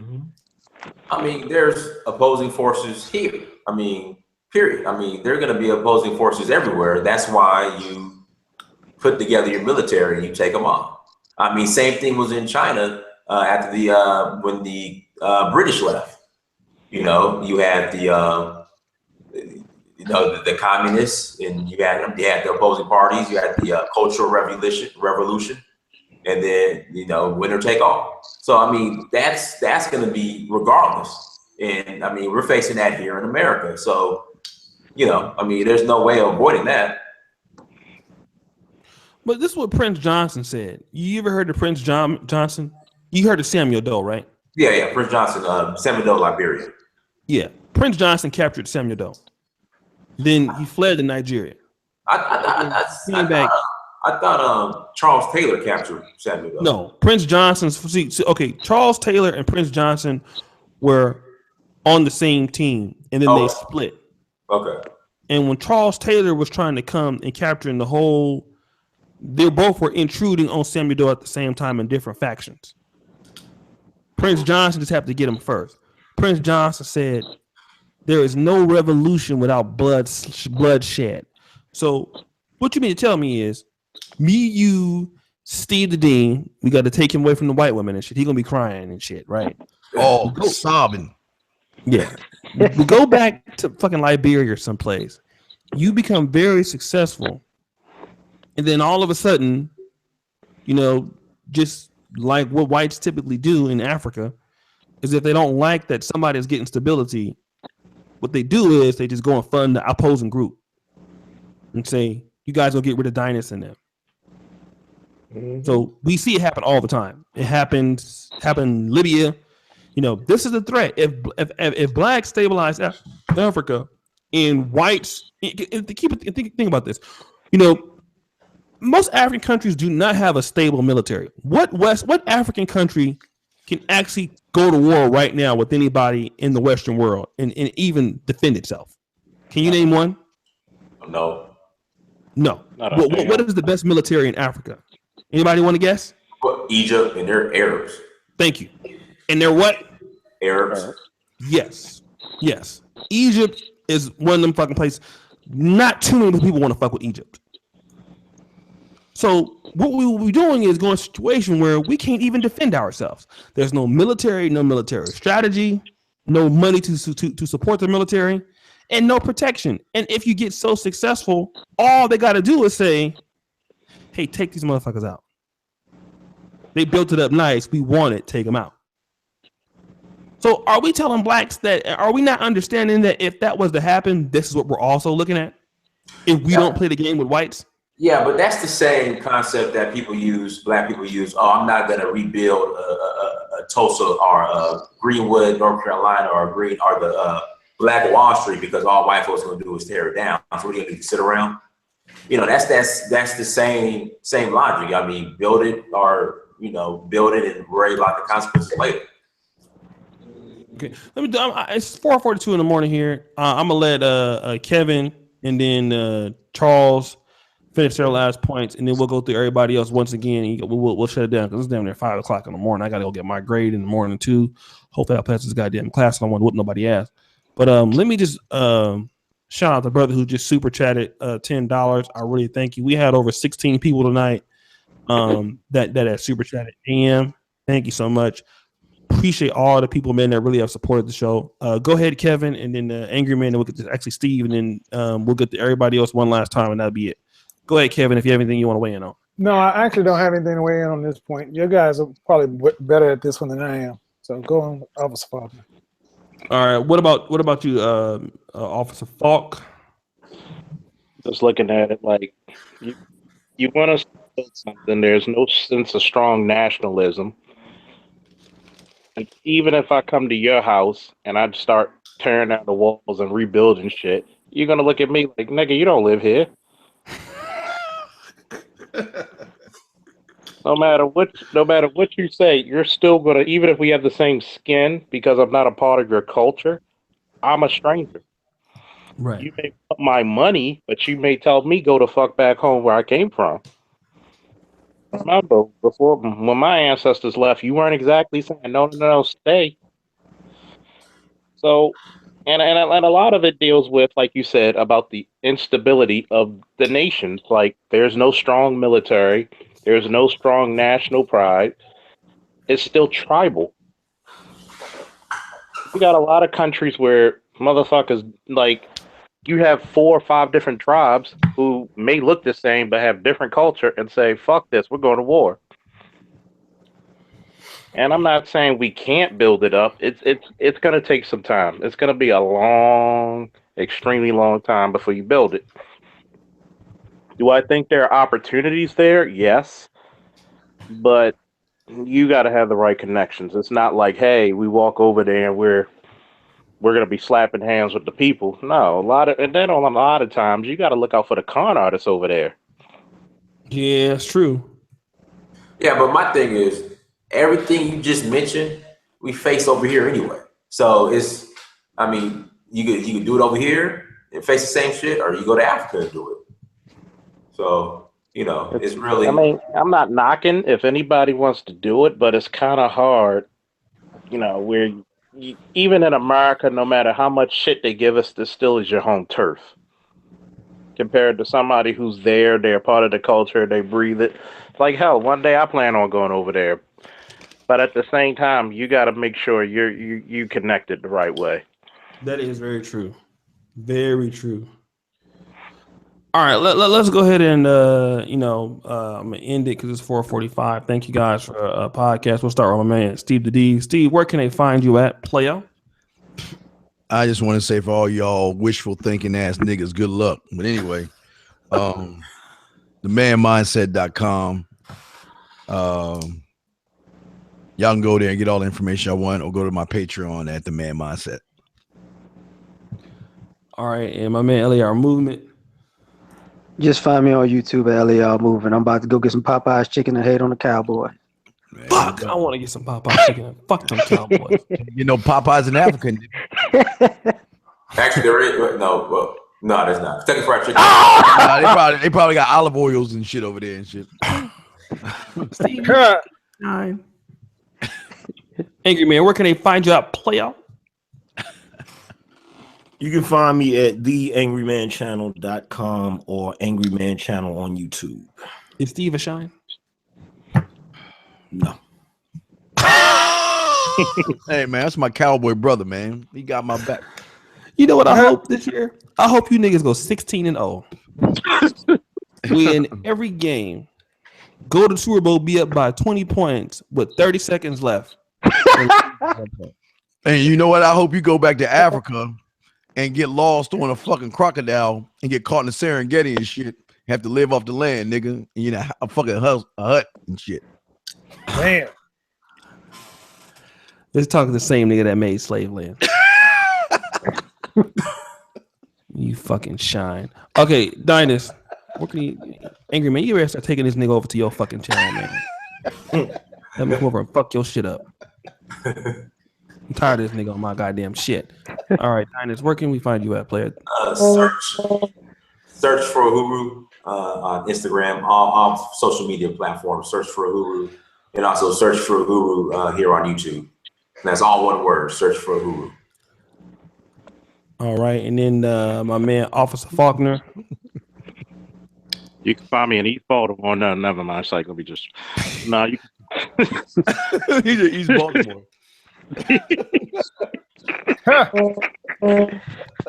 Shit, I don't need to go to Africa. Africa ain't to me. Shit, fuck that. We got warring factions here. Fuck. No, you can find me on on Facebook, Charles L. Faulkner Jr. If you have any questions about law enforcement, or if you should try to join the military or law enforcement, just hit me up. All right, Kevin Samuel. Thanks for having me on the panel tonight. Guys, you can find me at bykevinsamuels.com, just like my name on the chat, or my YouTube channel, by Kevin Samuels. Oh, sorry about that. What you dropped your phone at some. It's like he got the cassette tape when we used to fuck up, and it just. You know what I'm talking about? Do what now? You sound like you got a whole bunch of cassette tape. Like the tape came out the. Yeah, man, it was messed up. My bad. All right, so let's hear some more. Go ahead now. Then go subscribe to everybody's channel. Shit. Yeah, you guys subscribe to Kevin Samuels, the Angry Man channel. Don't subscribe to Steve the Dean. Fuck him. No, Steve the Dean. Don't subscribe to my shit. I'm about logic and solutions and shit. No. You know, even if y'all don't watch people's content, you guys need to know how important it is for what we're trying to build, what O'Shea's vision is, to reach rose links in here. To have more subscribers. You don't have to like my content. You don't have to like a thing about fashion or anything else. But just by putting your name down and say, I like black male media, you help us in so many ways just by making your voice heard. Don't be stingy with the subscription. Subscribe to every damn body. If you fuck with who you fuck with them. Subscribe. We need you motherfuckers to subscribe to everybody, okay? Because these people, you know, Angry Man, especially him, he streams, you know, twice a day or once a day. He's a one-man show. Dynas is interviewing 30,000 people. In fact, man, like one dude, we was interviewing in Ghana, man. He actually, the data ran out of the show, and actually replenished his data for him so he can come back. So, Dynas is really doing a great work, and so that brother was, you know, we actually have brothers that we were a Weenie Baba. So, he's a real good person to have on. We got to bring him back on. Actually, that'd be good to bring him onto the brother pill because he's actually in Ghana right now, right in Kumasi, right? Right out of data. 5 hours north of Kumasi. He ran out of gigabytes, so he got cut off. Yeah, so I actually made sure that he was able to, not that he needed me to do it, but just out of respect, you know, got him some more data so he can come back and stream because he's using a cell phone. So tomorrow's show, let you guys know, those of you want to get it's gonna be hot show on my main channel, and we have the phone. We have the phone versus interracial dating. Black men. Oh shit, we're gonna have the phones on this one. Oh, swirlers versus interracial dating black men. Oh shit, you guys ready for that one? Gotta be there for that shit. Damn, it's gonna be a hot show. I'm telling you right now. I'm gonna get an 8-piece. I'm gonna go get some 8-piece and a big red soda. Make sure it's grape. There you go. You know what? You fucking clown. That's why I don't tell you shit. You fucking shine. That's so fucked up because I'm drinking grape soda right now. That is so fucked up. Yeah, it is.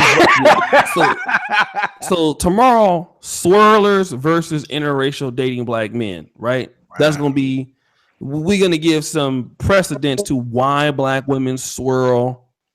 We'll examine their talking points. Black women in relationship with white men. I don't know if you want to get in on that, Dynas. You're definitely welcome.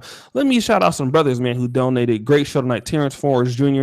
Thank you, family. And Bamboozle Black Baby Boomer. That's a long name, bro. But I appreciate you too. Thank you guys for what you have done for supporting us. So tomorrow is going to be packed house. Steve the Dean said he's going to bring out the Kool-Aid. The banana phone, thing, right? The banana phone. The banana phone be ready.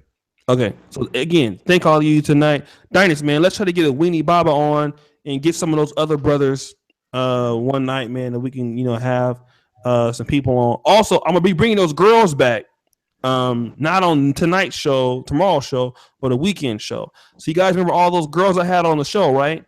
Oh yeah, with the big old breasts. You know, it's funny I wasn't on that show because I'd have checked them bitches.